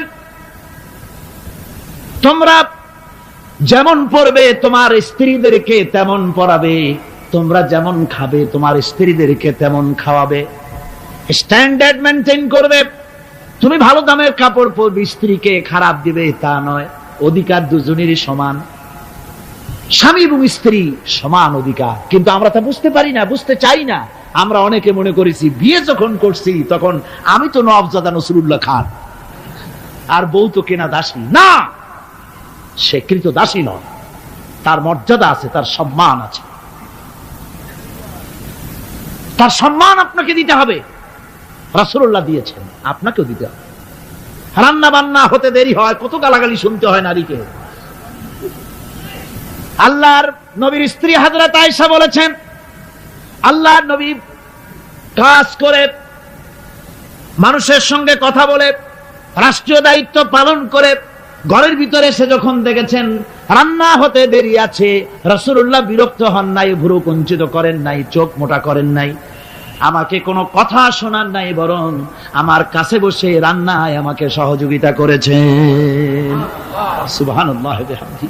এই হলো আল্লাহর রাসূল, এই হলো বিশ্ব নবী। স্ত্রীর সঙ্গে কি মহব্বত! সুবহানাল্লাহ বিহামদিহি। হুজুর মহব্বত করতেন স্ত্রীদেরকে। রাসূলুল্লাহর ঘরে দৌলত ছিল না, কিন্তু মহব্বত দিয়ে ভরা ছিল ঘরটা। হুজুরের ঘরে ফ্রিজ নাই, এসি নাই, হুজুরের ঘরে কার্পেট নাই, হুজুরের ঘরের মধ্যে জাজির নাই, তোশক নাই, বড় বড় কম্বল নাই, আরামের কোন জিনিস নাই, মডার্ন ইকুইপমেন্টস কিচ্ছু নাই, দৌলত নাই, কিন্তু মহব্বত দিয়ে ঘরটা ভরা। হযরত আয়েশা বলেছেন, আমি পানি পান করে, যখন আমি পানি পান করে গ্লাস রেখে দিতাম, আল্লাহর নবী তখন গ্লাসের সেই জায়গায় ঠোঁট লাগাতেন যেখানে আমি ঠোঁট লাগায়া পানি পান করেছি। আমি গোশত চিবোতাম, রাসূলুল্লাহ আমার হাত থেকে গোশত টুকরা নিয়া সেই জায়গায় চিবোতেন যেখানে আমি চিবুয়েছি। সুবহানাল্লাহ বিহামদিহি। আমার ভাইয়েরা, রাসূল তার স্ত্রীদেরকে মহব্বত করতেন, স্ত্রীরাও রাসূলকে মহব্বত করতেন দারুণ ভাবে। একবার হযরত আয়েশা সিদ্দিকা রাদিয়াল্লাহু তাআলা আনহা হুজুরকে গোসল করাতে ছিলেন, মাথার উপরে পানি ঢালতেছেন, হুজুর একটা চোখের উপরে বা একটা তক্তার উপরে বসে আছেন। গোসলের পানির ভিতরে রাসূলুল্লাহ দেখতে পেলেন রক্তের মতো কি যেন প্রবাহিত হয়ে যাচ্ছে। হুজুর জিজ্ঞেস করেন, আয়েশা রে, পানির ভিতরে রক্তের মতো কি দেখা যায়? হযরত আয়েশা বলেন, হুজুর আপনি যখন বসেছিলেন অসতর্ক মুহূর্তে তক্তার নিচে আমার একটা আঙ্গুল পড়েছিল, পায়ের আঙ্গুলটা ফেটে বোধহয় রক্ত বেরোতেছে। রাসূলুল্লাহ তাড়াতাড়ি করে উঠলেন আর ওই আঙ্গুলকে ব্যান্ডেজ করে দিলেন। রাসূলুল্লাহ বললেন, আয়েশা রে, আঙ্গুল ফেটে গেছে, একটু আহাহু পর্যন্ত করলে না, এতক্ষণ তুমি কষ্ট করলে কেন? হযরত আয়েশা বলেন, ইয়া রাসূলুল্লাহ, ওটা তো একটা পায়ের আঙ্গুল। আয়েশার কলিজাটা ফেটে যদি রক্ত বেরোতো, রাসূলুল্লাহকে উঠতে বলতে আমি পারতাম না। কি মহব্বত রাসূলের সাথে! হযরত আয়েশা বলেন, রাসূল সাল্লাল্লাহু আলাইহি ওয়াসাল্লাম স্ত্রীদেরকে এত ভালোবাসতেন। আমাদের ঘরে গোশত টোস্ত তেমন রান্না বান্না খুব কম হতো। গোশত রান্না হবে কি, মাসের পর মাস চলে গেছে রাসূলের বাড়িতে, হুজুর স্ত্রীরা বলেছেন আমাদের ঘরে চুলায় আগুন জ্বলে নাই, একটু শুকনা রুটি, একটু শুকনা খেজুর আর একটু পানি খেয়ে আমাদের জীবন চলেছে। এরকমের অবস্থা হয়েছে। তারপরে এই অবস্থা চলেছে, এর মধ্যে যদি কখনো একটু গোশত আসছে, হুজুর যখন ছাগল টাগল ইত্যাদি ছাগল দুম্বা জবাহ করেছেন, এই দুম্বার গোশত নিয়ে, ছাগলের গোশত নিয়ে রাসূলুল্লাহ নিজে বেরোতেন। হযরত খাদিজার বান্ধবী কোথায় আছে খুঁজে ওই বান্ধবীর কাছে গোশত পৌঁছে দিয়ে আসতে। হযরত আয়েশা বলেন, একদিন আমার ঘুম ভেঙে গেল, দেখি হুজুর আমার কাছে নাই। গেলেন কোথায়? খুঁজতে খুঁজতে যায় দেখি মসজিদে নববীর ভিতরে হুজুর হাত তুলে বসে আছেন, মোনাজাত করতেছেন। আমি পেছনে গিয়ে হাত তুললাম, আমি শুনতে পাচ্ছি নবীজি দোয়া করছেন, রব্বুল আলামিন কিয়ামতের ময়দানে যেদিন সন্তান তার পিতাকে ভুলে যাবে, মা তার সন্তানকে হারায় ফেলবে, ওই কঠিন হাসরের ময়দানে আমি যেন আমার খাদিজাকে হারাইয়া না যাই। মুনাজাতের শেষে হযরত আয়েশা বলেন, ইয়া রাসূলুল্লাহ, খাদিজার কথা আপনার এত কেন বারবার মনে পড়ে? একটা বুড়িরে বিয়ে করেছিলেন 25 বছর বয়সের সময়, 40 বছর বুড়ি, তার কথা কেন এত মহব্বত আপনার মনে পড়ে? তার থেকে যুবতী মেয়ে, সুন্দরী মেয়েকে আপনার স্ত্রী হিসেবে আপনি পান নাই। হুজুর বলেন, আয়েশা রে, খাদিজার সম্পর্কে এমন কথা তুমি আর বলো না। তোমরা সবাই আমার সুখের দিনের স্ত্রী, আর খাদিজা আমার এমন সময় স্ত্রী ছিল যখন মক্কায় আমার আশ্রয় ছিল না। তামাম মক্কা নগরীতে আমার আশ্রয় ছিল না। খাদিজার সঞ্চিত সমস্ত ধনরাশি ইসলাম কবুল করার পর দুহাতে খাদিজা বিতরণ করে দিয়েছে। হযরত আয়েশা বলেন, হুজুর আমার গোস্তাকি মাফ করে দেন, আমি আর এরকম বলবো না, তবে খাদিজা সম্পর্কে আমার কিছু একটু শুনান। হুজুর বলেন, আয়েশা রে শোনো, গভীর রাত, যত রাত হোক না কেন, ইসলামের দাওয়াত দিয়ে দিয়ে গভীর রাত্রে আমি যখন বাসায় ফিরেছি, ঘরে এসেছি, দরজায় একটা মাত্র ডাক দিয়েছি, খাদিজা, অমনি দরজা খুলে গেছে। আমি জিজ্ঞেস করেছি, খাদিজা রে, যত রাত্রে আসলাম, যতবার আসলাম, একটা ডাকের বেশি লাগলো না, তুমি কি ঘুমাও না? হযরতে খাদিজা বলেছেন, ইয়া রাসূলুল্লাহ, আমার মনের ভিতরে ভয় থাকে, আল্লাহর রাসূল দ্বীনের খেদমতে বাইরে আছেন, আমি যদি আরামে বিছানায় ঘুমায় থাকি আর নবীজি দরজার কাছে দাঁড়ায় আমারে ডাকাডাকি করবেন, উঠতে যদি দেরি হয়ে যায় নবীজির সঙ্গে বেয়াদবি হয়ে যাবে, এই মনে করে আপনি না আসা পর্যন্ত দরজার সাথে পিঠ লাগাই আমি দাঁড়াইয়া দাঁড়াইয়া ঘুমাই।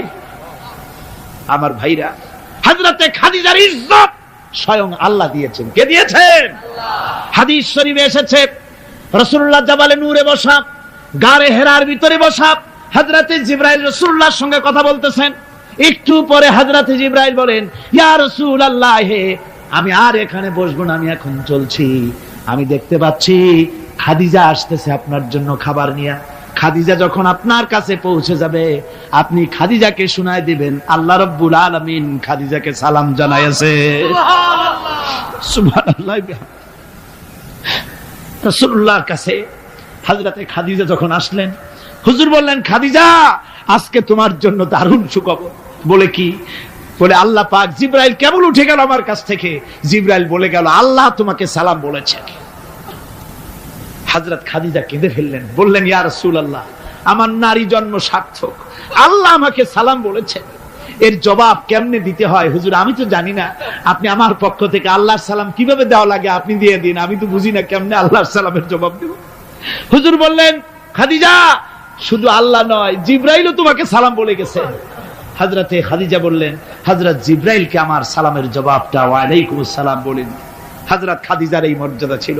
আমার ভাইরা, রাসূল পাক সাল্লাল্লাহু আলাইহি ওয়াসাল্লাম এভাবে মহব্বত করেছেন স্ত্রীদেরকে। সুতরাং স্বামী স্ত্রীর মহব্বত আল্লাহর জান্নাতি নিয়ামত। কি নিয়ামত? যে ঘরের মধ্যে স্বামী স্ত্রীর মধ্যে মিল মহব্বত আছে, এটা বেহেশতের মতো, আর যেখানে মিল মহব্বত নাই, এটা জাহান্নামের মতো। ঠিক কি? সুতরাং মহব্বত করুন, বেশি বেশি স্যাক্রিফাইস করুন, বেশি বেশি স্যাক্রিফাইস করুন। নারীদের ব্যাপারে বলা হয়েছে, পুরুষকে বলা হয়েছে অধিকার আদায় করো, সব ব্যাপারে সমান অধিকার, কিন্তু নারীকে একটা ব্যাপারে বলা হয়েছে, নারী শোনো, পুরুষের মর্যাদা তোমার চাইতে আল্লাহ রাব্বুল আলামিন বেশি দিয়েছেন। আর রিজালু কাওয়ামুনা আলান নিসা, নারীদের উপরে পুরুষের প্রাধান্য আল্লাহ পাক দান করেছেন। একদিন সাহাবীরা বলে, একজন সাহাবী বলেছিলেন, ইয়া রাসূলুল্লাহ, জংলি উট দেখলাম আপনার পায়ের উপরে সেজদায় পড়ে গেল, আপনি যদি আমাদেরকে অনুমতি দিতেন না, আপনাকে আমরা সেজদা করতাম। আল্লাহর নবী বললেন, মানুষ মানুষকে সেজদা করা, এ পারমিশন যদি আমি দিতাম, তাহলে দুনিয়ার সমস্ত স্ত্রীদেরকে বলতাম তারা যেন তাদের স্বামীকে সেজদা দেয়। স্বামীর মর্যাদা এখানে বেশি। সুতরাং অধিকার সমান, কোনো সন্দেহ নাই, কিন্তু স্বামীর একটা আলাদা মর্যাদা আছে, সেই সম্মানও তাকে দিতে হবে। এরপরে এই সমান অধিকারের ভিত্তিতে স্বামী স্ত্রী চলতে থাকে, মাঝখানে আল্লাহ পাক তাদেরকে সন্তান দান করেন। আল্লাহ তাদেরকে, নারীকে লেখাপড়ার অধিকার দিয়েছেন, ইসলাম তাকে লেখাপড়ার অধিকার দিয়েছে, শিক্ষার অধিকার দিয়েছে। হযরত আয়েশা সিদ্দিকা রাদিয়াল্লাহু তাআলা আনহা শিক্ষয়িত্রী ছিলেন, হাফেজা ছিলেন, হাদিসের হাফেজা ছিলেন, কোরআনের হাফেজা ছিলেন, হাজার হাজার সাহাবায়ে কেরামদের তিনি ওস্তাদ ছিলেন। সুবহানাল্লাহ পড়ে। নারীদের ব্যাপারে অধিকাংশ মাসালা হযরত আয়েশা সিদ্দিকা রাদিয়াল্লাহু তাআলা আনহার অবদান। সুবহানাল্লাহ। নারী যুদ্ধ করেছে, যুদ্ধের ময়দানে নারীর অধিকার আছে। নারী চাকরি করতে পারবে, নারী ব্যবসা করতে পারবে, নারী লেখাপড়া করতে পারবে, নারী সেনাবাহিনীতে যেতে পারবে, নারী সব করতে পারবে, কিন্তু পর্দার মাধ্যমে। কিসের মাধ্যমে? স্বামী এবং পুরুষ এবং স্ত্রী, পুরুষ এবং নারী মাঝখানে একটা পর্দা থাকতে হবে। সে কথা একটু পরে বলছি। এবার এই বধূ কিছুদিন পর মা হয়ে গেল। কি হয়ে গেল? মা হয়ে গেল। মা যখন হয়ে গেল, মর্যাদা আরো এক ধাপ বেড়ে গেল। আল্লাহ রাব্বুল আলামিন মায়ের মর্যাদা বেশি করে দিলেন। আল্লাহ পাক কোরআনে কারীমের মধ্যে বলেন, ওয়াসাইনাল ইনসানা বিওয়ালিদাইহি ইহসানা হামালাতুহু উম্মুহু কুরহা ওয়া ওয়াদাআতুহু কুরহা ওয়া হামলুহু ওয়া ফিসালুহু 30 শাহরা। আমি পৃথিবীর সমস্ত মানুষকে উপদেশ দিয়েছি, তোমরা তোমাদের মায়ের প্রতি সম্মান করো, ihsan করো। তোমার মা তোমাকে গর্ভধারণ করেছে অত্যন্ত কষ্টের সাথে, আর ডেলিভারিও করেছে কষ্টের সাথে। খবরদার মায়ের সাথে বেয়াদবি করো না। কে বলেছেন? আল্লাহ পাক বলেছেন মায়ের ihsan করো। আল্লাহ রাব্বুল আলামিন মা বাবার জন্য দোয়া করতে বললেন। আল্লাহ পাক বলেন, মা বাবার সামনে যেন কখনো মাথায় ঝাঁকি দিয়া চোখটা মোটা করে মা বাবার সঙ্গে কথা বলো না। ওয়াকুল লাহুমা কাওলান কারীমা। মা বাবার সঙ্গে যখন কথা বলবে সম্মান সূচক কথা বলবে। আর মা বাবার জন্য আমার কাছে দোয়া কর। কে শিখায়? আল্লাহ। কে শিখান? আল্লাহ বলছেন, বান্দারে তোর মা বাবার জন্য আমার কাছে দোয়া করবি। রব্বিরহামহুমা কামা রাব্বায়ানি সগীরা। জোরে সোরে পড়েন, রব্বিরহামহুমা কামা রাব্বায়ানি সগীরা। আয় আল্লাহ, আমার মা বাপ যেমন আমাকে স্নেহ করে লালন পালন করেছে আমার ছোটবেলায়, তুমি আমার মা বাপকে তোমার রহমতের কোলে লালন পালন করো। কে শিখায়? আল্লাহ পাক শিখিয়ে দিচ্ছেন।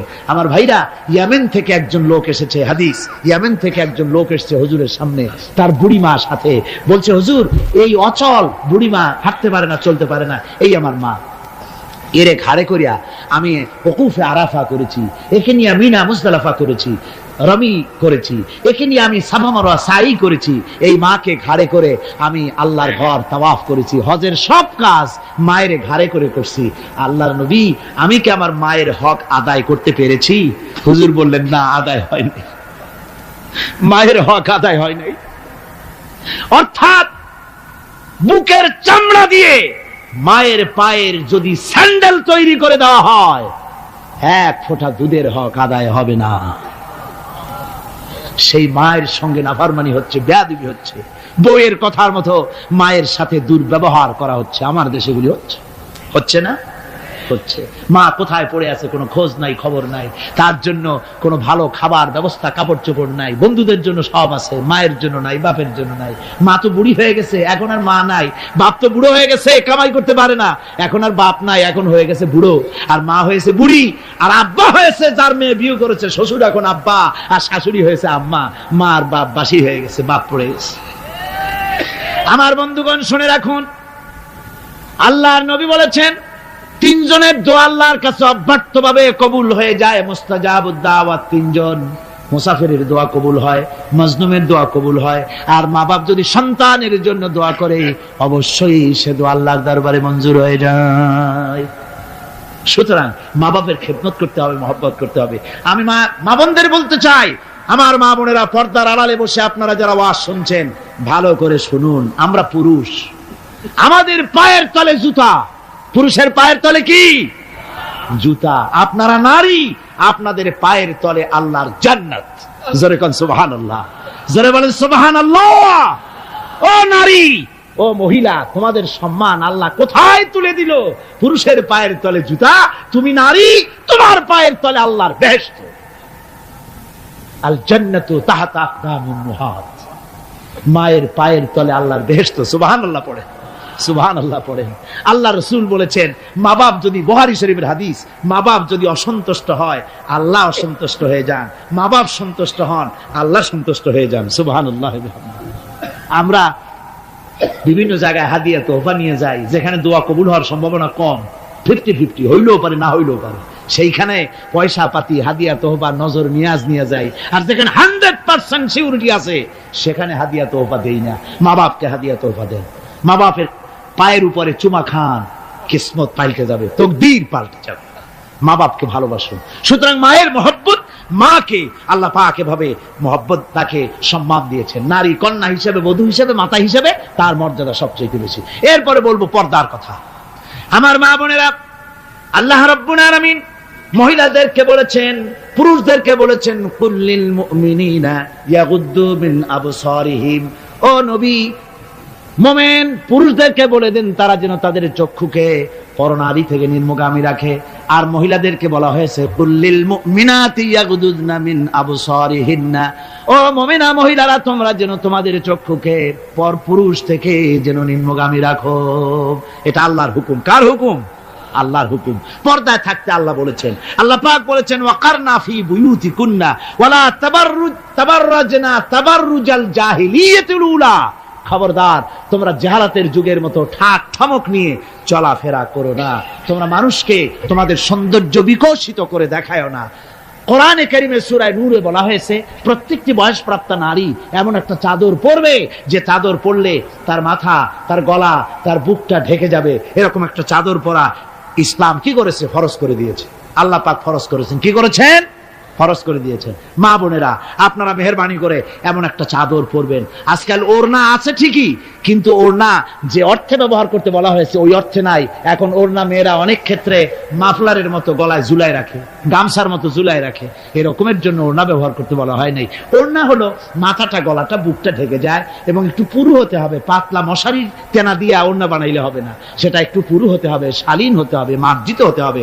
আমি একটি কথা আপনাদের বলি, এই বাংলাদেশে আজ পর্যন্ত যত নারীর মুখে অ্যাসিড পড়েছে, অ্যাসিড পড়ে নাই নারীর মুখে? বখাটে ছেলে যুবতী মেয়ের উপরে আকৃষ্ট হয়ে তাকে বিয়ের প্রস্তাব দিয়েছে বা কুপ্রস্তাব দিয়েছে, সে প্রত্যাখ্যান করেছে, পরে তার মনের ঝাল মিটাবার জন্য মুখে অ্যাসিড মারছে। আপনারা বলেন এমন কোন ঘটনা জানেন কিনা যে বোরখা পরিহিতা কোনো মেয়ের মুখে অ্যাসিড পড়েছে? জানা আছে কিনা আপনাদের? না, বলতে পারবেন না। বোরখা পরা মেয়েদের উপরে এগুলি হয় নাই। কারণ হলো সে আল্লাহর হুকুম রক্ষা করেছে। যে বোরখা পরেছে, চাদর পরেছে, সে কার হুকুম রক্ষা করেছে? ওই মহিলা আল্লাহর হুকুম রক্ষা করেছে। এবার আল্লাহর দায়িত্ব হয়েছে তার শরীর, তার ইজ্জতকে হেফাজত করা। মেয়েরা যদি ঠোঁটে রং লাগায়া মাথার চুল খোলা রেখে রাস্তায় ঘোরে, রিকশাওয়ালা পর্যন্ত ডাকে ভাবি সাহেবা, দোকানে গেলে দোকানদার কয় আপা, আর যদি বোরখা পরা থাকে যে দেখে সেই কয় খালাম্মা, চাচি আম্মা, সম্মান করে কথা বলে। ঠিক কিনা কর? সুতরাং আমার মা বোনের আপনাদের সম্মান আপনারা বজায় রাখুন, আপনার মেয়েদের মর্যাদা আপনারা বাড়ান। আপনারা হচ্ছেন হযরতে খাদিজার উত্তরসূরি, সুমাইয়ার উত্তরসূরি, হযরতে খাওলার উত্তরসূরি, হযরতে আয়েশার উত্তরসূরি। এই বাংলার জমিনে আপনাদেরকে জিহাদের ময়দানে আসতে হবে ইনশাআল্লাহ। সবাই বলেন ইনশাআল্লাহ। পুরুষের পাশাপাশি বাংলাদেশেও মহিলারা বোরখা পরিহিতা হয়ে আল্লাহর দ্বীন কায়েমের জন্য যদি প্রয়োজন হয়, হাজার হাজার মহিলা রাস্তায় মিছিলে বের হবে ইনশাআল্লাহ। সময় আসতেছে, তরুণ, যুবক, মা বোন সবাইকে এই জিহাদে অংশগ্রহণ করতে হবে। এখন আমি মা বোনদেরকে কয়েকটা দায়িত্ব দিচ্ছি। শুধু ওয়াজ শুনলে তো হবে না, কিছু দায়িত্ব পালন করতে হবে। সে দায়িত্বটা হচ্ছে এই যে আপনারা আপনাদের সংসারটাকে ইসলামের দুর্গ বানান।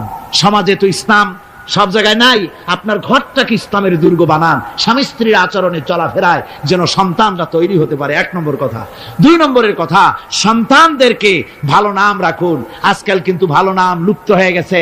এখন বাংলা নাম বেশি পছন্দ হচ্ছে, আরবি নাম বাদ। এখন বাংলা নাম কি?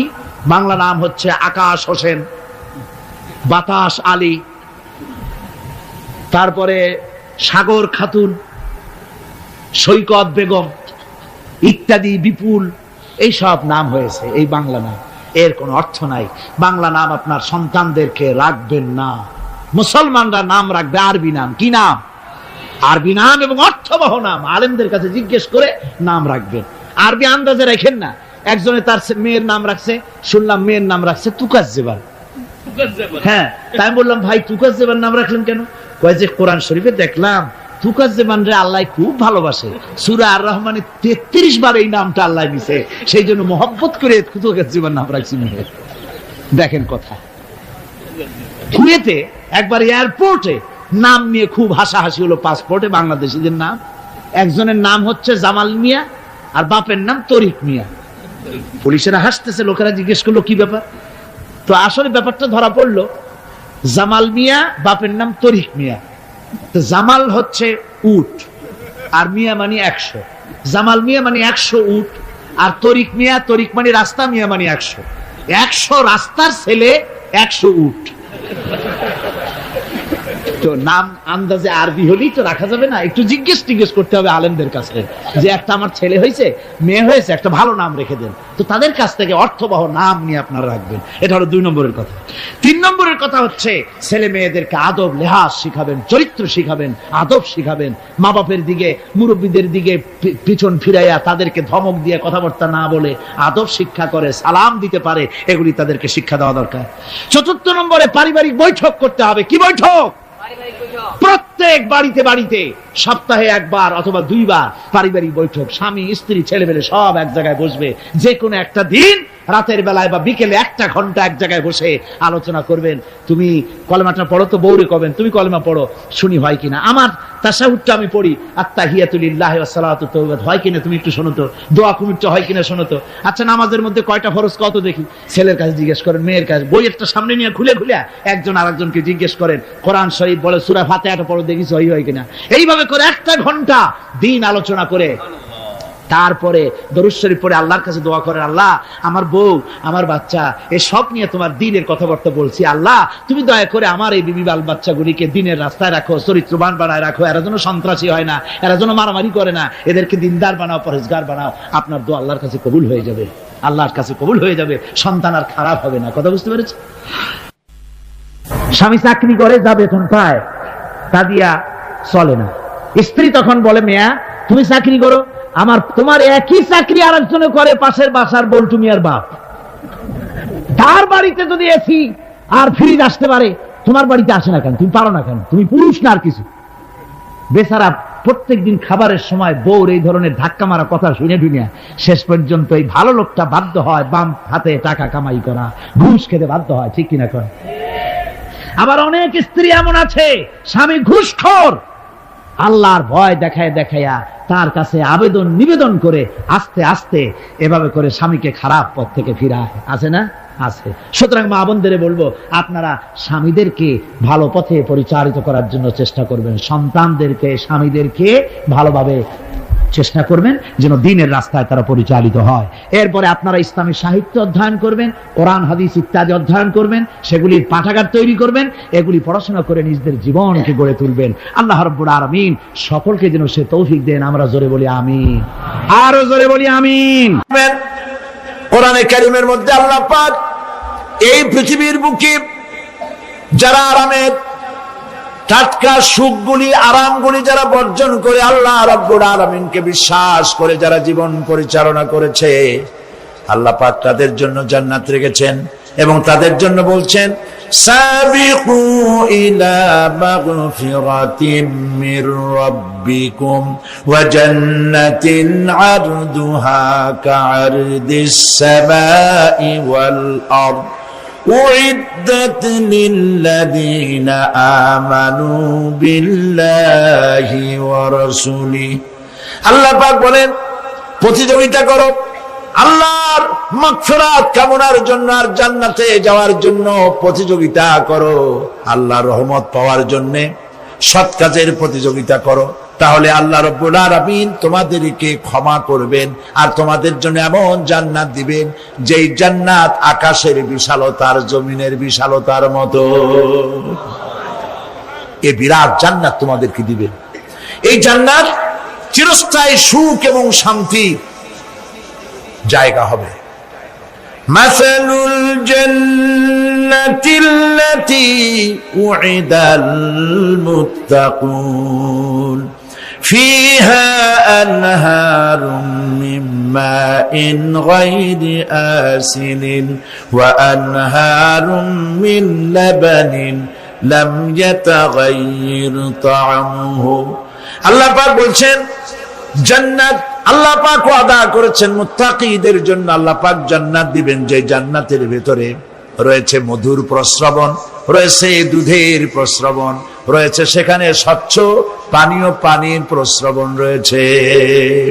এই সুন্দর জান্নাত, ঝর্ণা ধারা আল্লাহ পাক সৃষ্টি করেছেন, বাগ বাগিচা দিয়ে ভরে রেখেছেন জান্নাত। সেই জান্নাতে জান্নাত হবে এয়ার কন্ডিশন, রৌদ্রের তাপ হবে না, সেখানে রৌদ্রের খরতাপ হবে না, সেখানে ঠান্ডার প্রচন্ডতা থাকবে না। কিরকম হবে জায়গাটা? আল্লাহ পাক বলছেন মুত্তাকিনা আলাল আরাইকি লা ইয়ারাউনা ফিহা শামসান ওয়ালা জামহারিরা ওয়াদানিয়াতান আলাইহিম যিলালুহা ওয়া যুল্লিলাত কুতুফুহা তাযলিলা। আল্লাহ পাক এমন জান্নাত রেখেছেন, সেই আল্লাহ পাক সেই জান্নাতের ভিতরে জান্নাতীরা ঠেস লাগায়া মুখোমুখি অবস্থায় তারা সেখানে বসবে, আর জান্নাতীদের মনের মধ্যে কোনো দুঃখ থাকবে না, পেরেশানি থাকবে না। পৃথিবীতে মানুষের দুঃখ থাকে, পেরেশানি থাকে, সেখানে কোনো দুঃখ আর পেরেশানি থাকবে না। সেই জায়গাটা হবে শীতাতপ নিয়ন্ত্রিত, না শীত না গরম, চির বসন্ত বিরাজ করবে। জান্নাতীরা সেখানে থাকবে। এই সুন্দর জান্নাত আল্লাহ পাক রেখেছেন মুত্তাকীদের জন্য। সুবহানাল্লাহ। কাফেরদের জন্য জান্নাত হবে, জাহান্নাম হবে চিরকাল। খালিদিনা ফিহা আবাদান, চিরকাল কাফেরেরা জাহান্নামে থাকবে। সর্বশেষ যে ব্যক্তি জাহান্নাম থেকে মুক্তি লাভ করবে তাকে আল্লাহ পাক বলবেন, ফেরেশতাদেরকে বলবেন, আমার ফেরেশতারা আমার এই বান্দাকে জান্নাত এবং জাহান্নামের মাঝখানে রেখে দাও।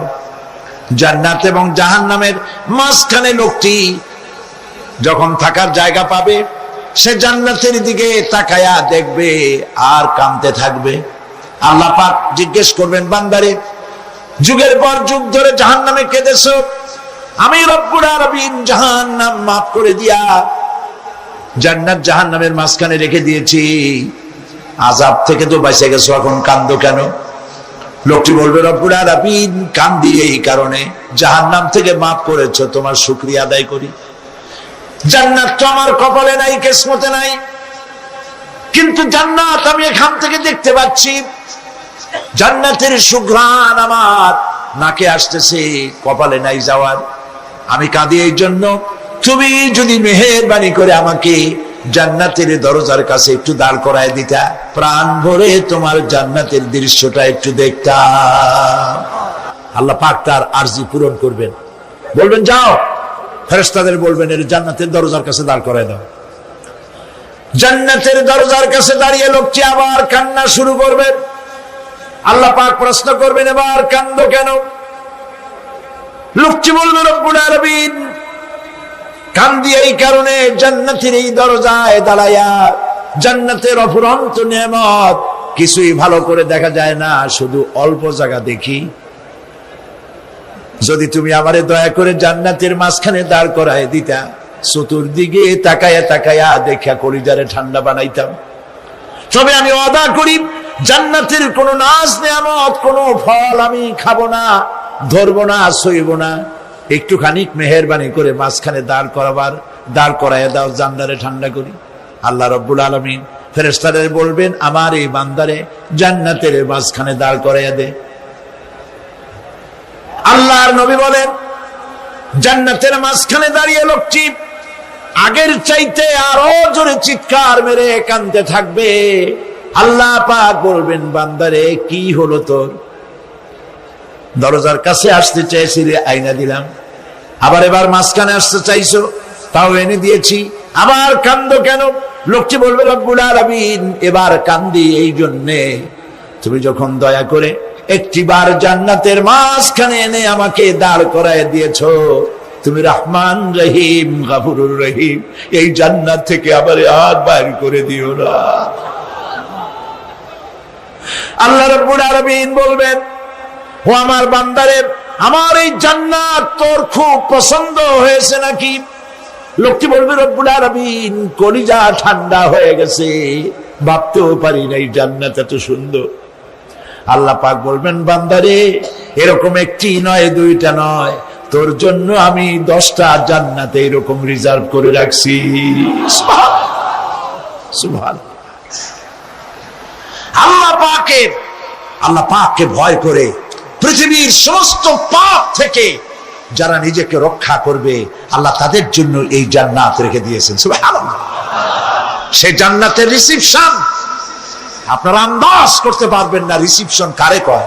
কি এর প্রধানমন্ত্রী আর প্রেসিডেন্ট, 4-5টা পুলিশ আর্মি এসে একটা ফট করে সেলুট মারলো, বা শেষ হয়ে গেল। এরকম না, জান্নাতীদেরকে রিসিপশন দেওয়া হবে। জান্নাতীরা যখন আল্লাহর হুকুমে জান্নাতের দিকে যেতে লাগবে, আর যখন জান্নাতের কাছে চলে যাবে, আল্লাহ রাব্বুল আলামিন শোনায় দিচ্ছেন, হাত্তা ইযা জাউহা ফুতিহাত আবওয়াবুহা ওয়া ক্বালা লাহুম খাযানাতুহা সালামুন আলাইকুম তিবতুম ফাদখুলুহা খালিদিন। সুবহানাল্লাহ। জান্নাতীরা যখন জান্নাতে প্রবেশ করার দরজার মুখোমুখি হবে, দ্বার রক্ষীগণ তখন বলবে, সালামুন আলাইকুম, আল্লাহর শান্তি তোমাদের উপরে বর্ষিত হোক। সুবহানাল্লাহ। দুনিয়ার টাটকা টাটকা সুখগুলি দুই পা দিয়ে ঠেলে দিয়েছো, টাটকা সুখগুলি গ্রহণ করো নাই, হারাম খাও নাই, আল্লাহর দ্বীন কায়েমের জন্য রক্ত দিয়েছো, জীবন দিয়েছো, কষ্ট করেছো, আল্লাহকে ভয় করেছো। আমাদের সালাম গ্রহণ করো, জান্নাতের মধ্যে ঢুকে যাও চিরকালের জন্য। সুবহানাল্লাহ। আর বাইর হওয়া লাগবে না, চিরকাল এই জান্নাতের মধ্যে তোমরা বসবাস করতে পারবে, আল্লাহ রাব্বুল আলামিনের ফেরেশতারা বলে দিবেন। জান্নাতের মধ্যে আল্লাহ পাক হুরদের সঙ্গে জান্নাতীদের বিয়ের ব্যবস্থা করে দিবেন। কোরআনে কারিমে আল্লাহ পাক বলেন, মুত্তাকিনা আলা সুরুদিম মাসফুফাতিন ওয়া যাওয়াজনাহুম বিহুরিন ঈন। সামনাসামনি ভাবে সাজানো সারি সারি আসন সমূহের উপর তারা ঠেস লাগায় বসে থাকবে, আর আল্লাহ রাব্বুল আলামিন হুরদের সাথে জান্নাতীদের বিয়ের ব্যবস্থা করে দিবেন। যেসব হুরের সঙ্গে বিয়ে হবে তাদের আল্লাহ পাক বিবরণ দিচ্ছেন কি রকম হবে তারা। লাম ইয়াতমিসহুন্না ইনসুন ওয়ালা জান। এর পূর্বে জিন এবং ইনসান এদেরকে কেউ স্পর্শ করে নাই। কি রকম তারা? কাআন্নাহুন্নাল ইয়াকুতু ওয়াল মারজান। যেমন ঝিনুকের ভিতরে মণিমুক্তা থাকে, এইভাবে আল্লাহ পাক তাদেরকে পবিত্র করে রেখে দিয়েছেন। আমার প্রিয় ভাইরা, আল্লাহ রাব্বুল আলামিন কোরআনে কারীমের ভিতরে বলেছেন, ফাবিআইয়ি আলা'i রাব্বিকুমা তুকাদ্দিবান। জান্নাত দান করে আল্লাহ পাক এবার জান্নাতীদেরকে সম্বোধন করে বলবেন, ইয়া ইবাদি লা খাউফুন আলাইকুমুল ইয়াওমা ওয়ালা আনতুম তাহজানুন। হে আমার বান্দারা, লা খাউফুন আলাইকুমুল ইয়াওম, আজ আর কোনো ভয় নাই। সুবহানাল্লাহ, সুবহানাল্লাহ। আজ আর কোনো ভয় নাই, কোনো চিন্তাও নাই, আরামে এই জান্নাতের মধ্যে বসবাস করো। এরপরে আল্লাহ পাক জিজ্ঞেস করবেন, ও আমার জান্নাতীরা, আমি যেসব ওয়াদা করছিলাম আমার ওয়াদা মোতাবেক সমস্ত নিয়ামত পেয়েছো? তারা বলবে, হ্যাঁ পেয়েছি, সব নিয়ামত আপনার ওয়াদা মোতাবেক সব পেয়েছি। আল্লাহ রাব্বুল আলামিন বলবেন, সব পাও নাই, ওয়ালাদাইনা মাজিদ, আমার কাছে আরো বেশি আছে। সুবহানাল্লাহ, আমার কাছে আরো বেশি আছে। জান্নাতীরা বুঝবে না সে আরো বেশিটা কি, এর থেকে আর বেশি কি। প্রিয় ভাই সব, নবী করিম সাল্লাল্লাহু আলাইহি সাল্লাম বলেছেন, জান্নাতের সুখ আর শান্তি কোন চোখ নাই যা দেখেছে, যা কোন অন্তঃকরণ নাই যা কল্পনা করতে পেরেছে। এই জান্নাত মুত্তাকিদের জন্য আল্লাহ রাখছেন। সুবহানাল্লাহ। জান্নাতীরা ভাবতেও পারবে না সেই নিয়ামতগুলি কি। প্রিয় ভাই সব, সেই মুহূর্তে আল্লাহর নবী মুহাম্মদুর রাসূলুল্লাহ সাল্লাল্লাহু আলাইহি ওয়াসাল্লাম বলবেন, রব্বুল আলামিন, আমার উম্মতেরা জান্নাতীরা বুঝতে পারে নাই আপনার কাছে কি নিয়ামত আরো বেশি আছে। আমার এই উম্মতেরা জান্নাতীরা আপনার ওয়াদা মোতাবেক সব পেয়েছে, কিন্তু একটি জিনিস এখনো তাদের কিসমতে হয় নাই।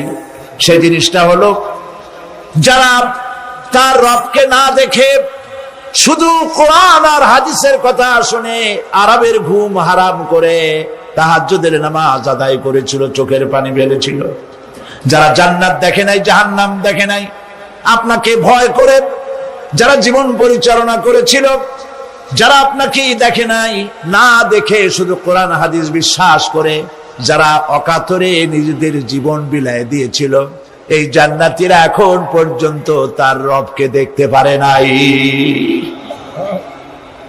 আল্লাহ রাব্বুল আলামিন তার সামনে থেকে 70,000 পর্দা সরে যাবে। আল্লাহ পাক বান্দাদের আরজি পুরা করার জন্য জান্নাতীদের সামনে তিনি জালোয়া ফরজ হবে। কোরআন শরীফের ভিতরে আল্লাহ পাক বলেন, জান্নাতীরা তারা আল্লাহর দিকে, জান্নাতীরা তার রবের দিকে তাকিয়ে থাকবে, আর রব তার বান্দাদের দিকে তাকায়া থাকবে। প্রাণ ভরে জান্নাতীরা রবকে দেখবে, সুবহানাল্লাহ, আল্লাহ পাককে দেখবে। প্রাণ খুলে আজ দোয়া করি রব্বুল আলামিন, জান্নাতের যেই পরিবেশে, যেই জায়গায় তুমি দয়া করে তোমার গোলামদেরকে তুমি নিজেই দর্শন দিবে, দেখা দিবে। মনিব গো, ও আমাদের রব, আজ এই বিশাল জনসমুদ্র নিয়ে তোমার দরবারে আবেগ ভরা কণ্ঠে বলি, যে অনুষ্ঠানটি তুমি এমন মুবারক অনুষ্ঠান করবে যেখানে তুমি জান্নাতীদেরকে দেখা দিবে, ওই জান্নাতের কোনো একটি, ওই অনুষ্ঠানের কোনো একটি কোনায় কানায় আমাদেরকেও দাঁড় করাইয়া দেখার তো।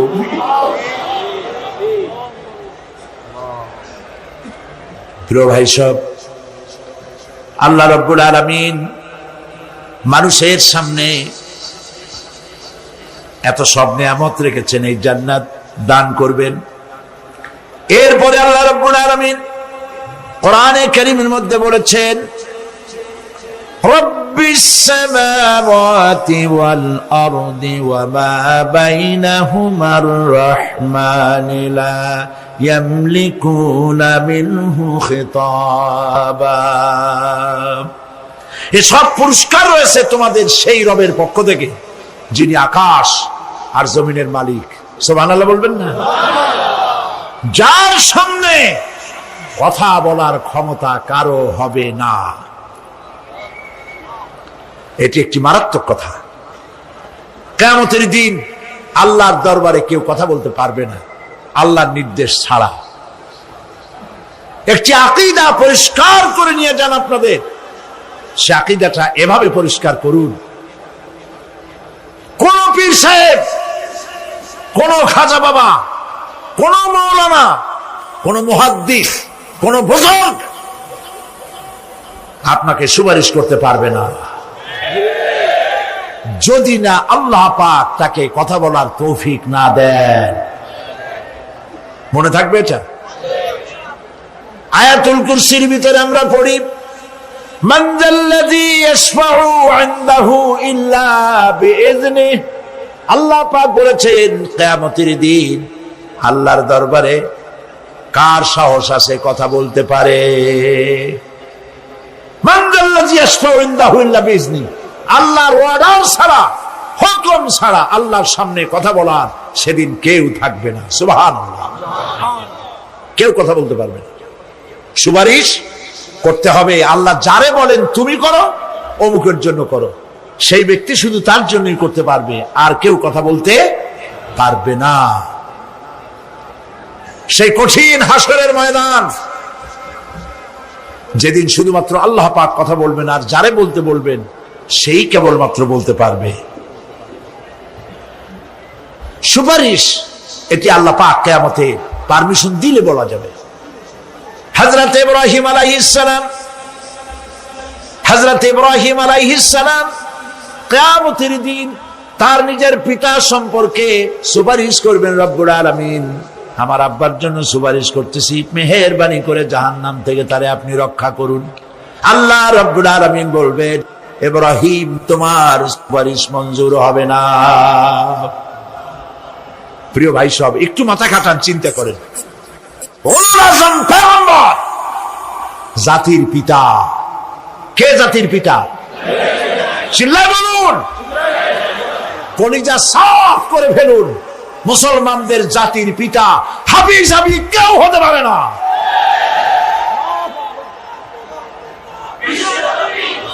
মিল্লাতা আবিকুম ইব্রাহিম, ইব্রাহিম আলাইহিস সালাম এই মিল্লাতের পিতা। সুবহানাল্লাহ। হযরত ইব্রাহিম আলাইহিস সালাম কিয়ামতের দিন বলবেন, আল্লাহ আমার আব্বার জন্য সুপারিশ করছি। আল্লাহ পাক বলবেন মঞ্জুর হবে না। আসর তোমার পিতা হতে পারে, কিন্তু আমার খলিলকে আগুনে ফেলার জন্য নমরুদকে সে সহযোগিতা করেছে, আমি তোমার পিতাকে ক্ষমা করব না। নবী করিম সাল্লাল্লাহু আলাইহি সাল্লামকে সাহাবায়ে কেরাম জিজ্ঞেস করেছেন, হে রাসূল, আপনার আব্বা এবং আম্মার অবস্থা কি হবে? নবী করিম সাল্লাল্লাহু আলাইহি সাল্লাম কেঁদে ফেলেছেন, সওয়াব বলেছেন, আমি তাদের কোনো উপকারে আসব না। আল্লাহু আকবার। আপনি মনে করছেন নাকি যে ইয়া নবী সালাম আলাইকা বলি অমনি নবী সুপারিশ পাবেন? এত সহজ। কতগুলো রসগোল্লা খাইলেন আর বড় একটা মিছিল করলেন আর অমনি চলে যাবেন? পৃথিবীর সব মানুষ, সাহাবায়ে কেরাম বাদ দেন, পৃথিবীর সমস্ত মানুষ একত্রিত হয়ে আবু তালেব রাসূলুল্লাহকে যে ভালোবেসেছেন, ওর 1000 ভাগের 1 ভাগও সারা দুনিয়ার মানুষ রাসূলুল্লাহকেই ভালোবাসতে পারবে? পারবে? নিজের ছেলে আলীকে, আলী রাদিয়াল্লাহু তাআলা আনহুকে আলাদা বিছানায় শোয়াইয়া, ছোট্ট মানুষ হযরত আলী আলাদা জায়গায় রাখিয়া মুহাম্মদুর রাসূলুল্লাহ সাল্লাল্লাহু আলাইহি ওয়াসাল্লাম এতিম মানুষ তারে কলিজার সাথে বুকের মধ্যে আশ্রয় দিয়ে আগলে রেখেছেন বুক ভরে। সেই আবু তালেব মৃত্যুর সময় নবী করিম সাল্লাল্লাহু আলাইহি ওয়াসাল্লাম বলেছিলেন, চাচা একটি বার আমার কানে তাওহীদের কালেমা শোনায় দেয়। আবু তালেব, তার কিসমতে ছিল না কালেমা। মরে যাওয়ার পর একজন সাহাবী বলেছিলেন, ইয়া রাসূলুল্লাহ, মৃত্যুর সময় আবু তালেবের মুখ আমি নড়তে দেখেছি, তিনি কালেমা পড়েছেন সম্ভবত। রাসূলুল্লাহ সাফ বলেছেন, আমি শুনি নাই। এত ভালোবাসার পরেও হাদিস শরীফে এসেছে আবু তালেব জাহান্নামে যাবে। কোথায় যাবে? জাহান্নামে। সবচাইতে কম আযাব হবে কার? আবু তালেবের। কম আযাবটা কি? হাদিস শরীফে এসেছে কম আযাব হলো জাহান্নামের আগুন দিয়ে এক জোড়া জুতা তৈরি করে আবু তালেবের পায়ে পরিয়ে দেওয়া হবে। সেই জাহান্নামের আগুনের তৈরি করা জুতার তাপে আবু তালেবের মাথার ঘিলুগুলো টকবক করে বউ পড়তে লাগবে। এত ভালোবেসে যদি কিয়ামতে উপায় না হয়, আপনি ইয়া নবী সালাম আলাইকা, ইয়া রাসূল সালাম আলাইকা, আর কতগুলো জিলাপি খাইলেন, বড় একটা মিছিল করলেন। প্রিয় ভাই সব, এইসব বেদাত ছাড়ুন, এগুলি সুস্পষ্ট বিদআত। রাসূলুল্লাহকে ভালোবাসবেন, সাহাবীরা যেভাবে ভালোবেসেছেন ওইভাবে ভালোবাসবেন। আল্লাহ রাব্বুল আলামিন বলেন, যালিকাল ইয়াউমুল হক ফামান শাআ আত্তাখাযা ইলা রাব্বিহি মাআবা। এই দিনটি অবশ্যই আসবে, সেদিনটি নিশ্চিতভাবে আসবে। আর এখন যার ইচ্ছা সে তার রবের দিকে অগ্রসর হোক। ইন্না আনজারনাকুম আযাবান করিবান ইয়াওমা ইয়ানজুরুল মার'উ মা কদ্দামাত ইয়াদাহু ওয়া ইয়াকুলুল কাফিরু ইয়া লাইতানি কুনতু তুরাবা। ইন্না আনজারনাকুম আযাবান করিবা, খুব নিকটবর্তী একটি আযাব সম্পর্কে আমি তোমাদেরকে সতর্ক করে দিলাম। কে বলতেছেন? আল্লাহ পাক। লক্ষ্য করুন আল্লাহ কি বলছেন, খুব নিকটবর্তী একটি কঠিন শাস্তি, আযাব অর্থাৎ কিয়ামত, এ সম্পর্কে আমি তোমাদেরকে সতর্ক করে দিলাম। ইয়াউমা ইয়ানজুরুল মার'উ মা কদ্দামাত ইয়াদাহু, সেদিন প্রত্যেকটি লোক যা সে পাঠিয়ে দিয়েছিল এখানে, অর্থাৎ যা করেছিল সেগুলি সে দেখতে পাবে। আর তখন ওয়ায়াকুলুল কাফিরু ইয়া লাইতানি কুনতু তুরাবা, সেই কিয়ামতের ময়দানে অবস্থা দেখে কাফেররা বলবে, আহারে মানুষ না হইয়া যদি মাটি হইয়া যেতাম, যদি মাটি হতাম, যদি মানুষ না হয়ে না জন্মতাম, আজ এই হাসরের ময়দানে এইখানে এই বিচারের মুখোমুখি হতাম না, মাটি হইলে বরং অনেক ভালো হতো। এই পৃথিবীতে আমরা এসেছি, চলে যাব, যাওয়ার আগে এই কোরআন একটি বিশাল জনগোষ্ঠী এমন বানাতে চেয়েছে যে জনগোষ্ঠী এই কোরআন দিয়ে একটি বিশাল সমাজ গড়বে, রাষ্ট্র গড়বে, এমন রাষ্ট্র গড়বে যেই রাষ্ট্রে দুঃখ থাকবে না, অশান্তি থাকবে না, যেখানে সুখ থাকবে, সমৃদ্ধি থাকবে, আর কিয়ামতের দিন আল্লাহর জান্নাতে তারা চলে যাবে। তেমন একটি সমাজকে আমরা চাই। সবাই বলেন সেরকম একটি সমাজকে আমরা চাই। প্রিয় ভাই সব, কিয়ামতের দিন আমরা যেতে চাই জান্নাতে। কোথায় যেতে চাই বলেন? জোরে বলেন। এই জান্নাতে যাওয়ার জন্য দুইটা কাজ করতে হবে। কয়টা কাজ? আল্লাহ রাব্বুল আলামিন বলেন, ফামান কানা ইয়ারজু লিকাআ রাব্বিহি ফালইআমাল আমালান সালিহান ওয়ালা ইউশরিক বিইবাদাতি রাব্বিহি আহাদা। আল্লাহ পাক বলেন, যে বাজারা আমার সঙ্গে দেখা করতে চায় কিয়ামতে, দুইটা কাজ করা লাগবে। বলেন কয়টা কাজ? একটা হলো নেক আমল। কি আমল বলেন? নেক আমল। নেক আমল কারে বলে? নেক আমল করতে হলে আবার দুইটা শর্ত লাগে। এক নম্বরে কাজটা করতে হবে আল্লাহরে খুশি করার জন্য। কারে খুশি করার জন্য? একটা মাদ্রাসা বানাইছি যাতে লোকেরা বলে যে বড় একটা মাদ্রাসা বানাইছে, এই জন্য মাদ্রাসা বানাবেন, মসজিদ বানাবেন, হসপিটাল বানাবেন, যা কিছু করেন নিয়ত হবে আল্লাহকে খুশি করা। নিয়ত হবে কারে খুশি করা? আল্লাহ পাককে খুশি করা। এই হলো নেক আমলের প্রথম শর্ত। কাজ হবে আল্লাহকে খুশি করার জন্য। দুই নম্বরে কাজটি হতে হবে সুন্নতে নববী সাল্লাল্লাহু আলাইহি ওয়াসাল্লামের উপরে। মনে থাকবে, দাড়ি রাখবো। কেন রাখবো? রাসূলের সুন্নাত। রাখবো কারে খুশি করার জন্য? আল্লাহকে খুশি করার জন্য। রাখবো কার মতো? রবীন্দ্রনাথের মতো, কার্ল মার্কসের মতো, কবির মতো নয়। রাখতে হবে কার মতো? নবীর মতো। বুঝে নেন, কাজটা হতে হবে আল্লাহকে খুশি করার জন্য। দুই নম্বরে কাজটা হতে হবে সুন্নতে নববী সাল্লাল্লাহু আলাইহি ওয়াসাল্লামের উপরে হতে হবে। তাহলে এই হলো এক নম্বর। জান্নাতে যাওয়ার জন্য, আল্লাহর সাথে দেখা করার জন্য এক নম্বরের কাজ হলো নেক আমল। বলেন এক নম্বরের কাজ কি? দুই নম্বরের কাজ ওয়ালা ইউশরিক বিইবাদাতি রাব্বিহি আহাদা। আল্লাহ রাব্বুল আলামিনের ইবাদতের সাথে কাউকে শরীক স্থাপন করা যাবে না। আমরা যারা মুসলমান, অধিকাংশ মুসলমান শিরকের ভিতরে মুবতালা হয়ে আছে। বিশ্বাস করেন কিনা বলেন? কাফেররা তো মুশরিক আছেই, ওরা তো মুশরিক আছেই, কিন্তু আমরা মুসলমানেরা আমাদের আমলের মধ্যে, আমাদের অজান্তে সবের নিয়তে অনেক শিরক আমরা করে বসি। নাউজুবিল্লাহ। বলেন নাউজুবিল্লাহ। এই জন্য আমি বারবার সতর্ক করি, নিজেকেও করি, আপনাদেরকেও করি। এই কারণে করি, শিরকের গুনাহ আল্লাহ মাফ করবেন না। ইন্না শিরকা লাযুলমুন আযীম। শিরক মস্ত বড় অপরাধ, জুলম, আল্লাহ মাফ করবেন না। আল্লাহর কাছে কান্দে কান্দে মাফ চাওয়া লাগবে যে আল্লাহ শিরক থেকে আমাকে রক্ষা করো, বাঁচাও। অনেক গোপন শিরক আছে। মাজারে যান, পীর সাহেবের কাছে যান, মনে যদি নিয়ত থাকে উনি ফু দিলে আমি ভালো হবই, উনি তাবিজ দিলে আমার বাচ্চা হবেই, উনি আমারে দয়া করলেই আমার ব্যবসায় উন্নতি হবেই, এইটার নাম শিরক। এটার নাম কি? ওয়াইজা সাআলতা ফাসআলিল্লাহ ওয়াইজা ইসতাআনতা ফাসতাইন বিল্লাহ। যা বলার আল্লাহরে বলো, আর যা চাওয়ার কার কাছে চাও? চিল্লায় বলেন। কলিজাটাকে পরিষ্কার করে দেন আজকের মাহফিলে। এই কলিজায় কারো প্রতি কোনো ভয় রাখবো না আল্লাহ ছাড়া।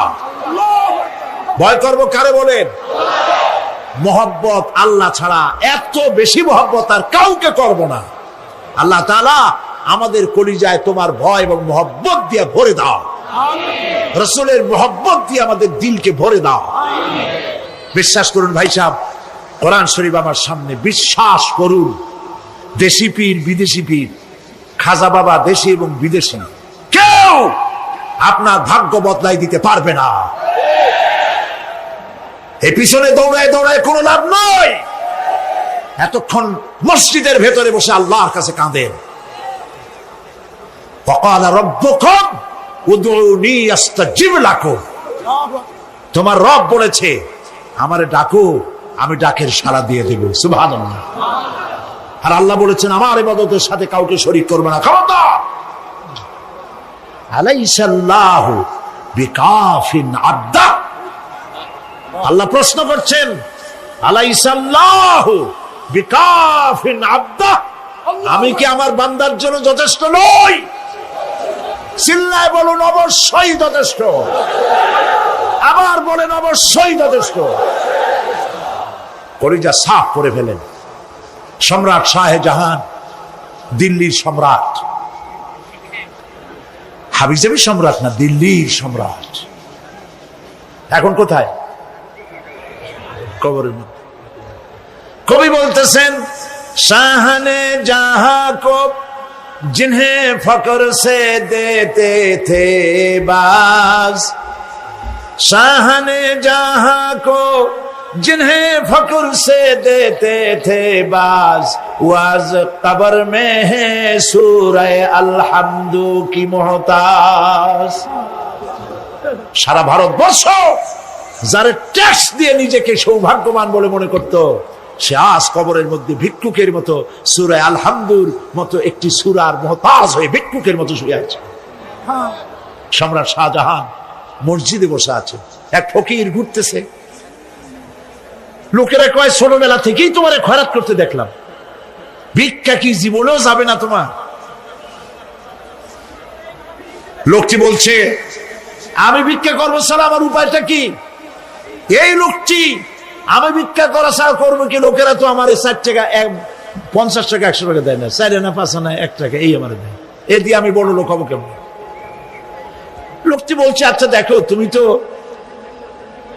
জায়গা মতো যাইতে পারো নাই, বাদশার কাছে যাও, এমন দেওয়া দেবে জীবনে আর খয়রাত করা লাগবে না। তো বাদশার কাছে কি খয়রাতি যাইতে পারে কোনোদিন? কয় হ্যাঁ এখন পারবা। কেমনে? সম্রাট শাহজাহান এখন একা একা মসজিদে আছেন। তখনকার এসব বাদশারা অনেকে নামাজি ছিলেন, দিনদার ছিলেন। ফকির দরজার কাছে দাঁড়াইয়া দেখতে পাচ্ছে কেউ নাই, দেহরক্ষীরা দূরে দূরে দাঁড়ানো। বাদশাহ মসজিদের ভেতরে বসে হাত তুলে ঝুলতেছে আর কাঁদতেছে, চোখের পানি দিয়া দাঁড়িয়ে ভিজে ভিজে পড়ছে। এই দৃশ্য অনেকক্ষণ দেখলো ফকির। কিছুক্ষণ পর সম্রাট শাহজাহান মসজিদ থেকে বেরিয়ে আসছে। ফকির বলছে আসসালামু আলাইকুম হুজুর। তিনি বললেন ওয়ালাইকুম আসসালাম, চলে গেল। বাদশা বলল আমার কাছে তো কেউ আইসা কিছু না চাইয়া তো যায় না, এরে দেখলাম খয়রাতির মতো কিছু চাইলো না, বেটা ভয় করলো নাকি? আমি এদিকে আসো। আসছে। ভয় পাইছো? কয় না ভয় পাইনি। তো কিছু যে চাইলে না? ফকির বলছে জাহাপানা সত্যিই কিছু চাইতে আসছিলাম। তারপর চাইলে না কেন? ফকির বলছে জাহাপানা সারা জীবন ভিক্ষা করেছি, আর আজ দিল্লির সম্রাটের কাছে বেশি পাওয়ার লোভে এসেছি না, কিন্তু আপনার দশা দেখা আমার জ্ঞানের চোখ খুলে গেছে। আমি লক্ষ্য করে দেখলাম আমি সম্রাটের কাছে চাইতে এসেছি, হাত তুলি নাই, বিনয় প্রকাশ করি নাই, চোখের পানি ফেলি নাই, কিন্তু লক্ষ্য করে দেখলাম দিল্লির সম্রাট আমার চাইতেও বড় ভিক্ষুকের মতো। আবার কোন সম্রাটের কাছে হাত তুলে কান্দে? আমার জ্ঞানের চোখ খুলে গিয়েছে, আমি বুঝতে পেরেছি সম্রাট কান্দে যেই সম্রাটের কাছে, তারে ছাড়া আর কারো কাছে জীবনে চাইব না। এই কথাই সূরা ফাতিহায় প্রত্যেকদিন পড়ি, বুঝি না কি পড়ি। ইয়াকা না'বুদু ওয়া ইয়াকা নাস্তাঈন। আয় আল্লাহ, একমাত্র তোমার গোলামি করি আর তোমার কাছে সাহায্য চাই, তুমি ছাড়া কারো কাছে সাহায্য চাই না। কলিজা সাফ করুন। কোন মরা পীর, কোন জিন্দা পীর আপনার মনের আশা পুরা করতে পারবে না, পারবে না, পারবে না।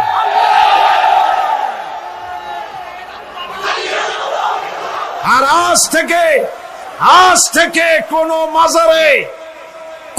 মাজারে টাকা দিবেন না, পয়সা দিবেন না, আগরবাতি দিবেন না, মোমবাতি দিবেন না, গোলাপ পানি দিবেন না। কারা কারা দিবেন না হাত উঁচু করে দেখা।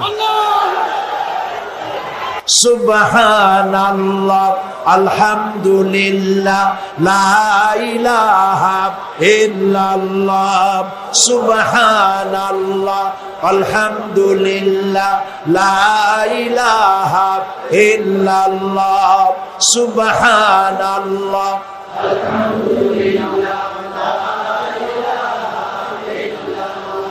লা ইলাহা ইল্লাল্লাহ, মুহাম্মাদুর রাসূলুল্লাহ। আল্লাহুম্মা আমিন। রব্বানা যালামনা আনফুসানা ওয়া ইন লাম তাগফির লানা ওয়া তারহামনা লানাকুনান্না মিনাল খাসিরিন। রব্বুল আলামিন, তাম পৃথিবীর মাটির নিচে যত মুমিন মুমিনাত শুয়ে আছে, আল্লাহ কবরগুলি কি জান্নাতের টুকরা বানায়া দাও। আয় আল্লাহ তাআলা, এই মুহূর্তে মনে পড়ে গেল আমাদের মা বাপের কথা।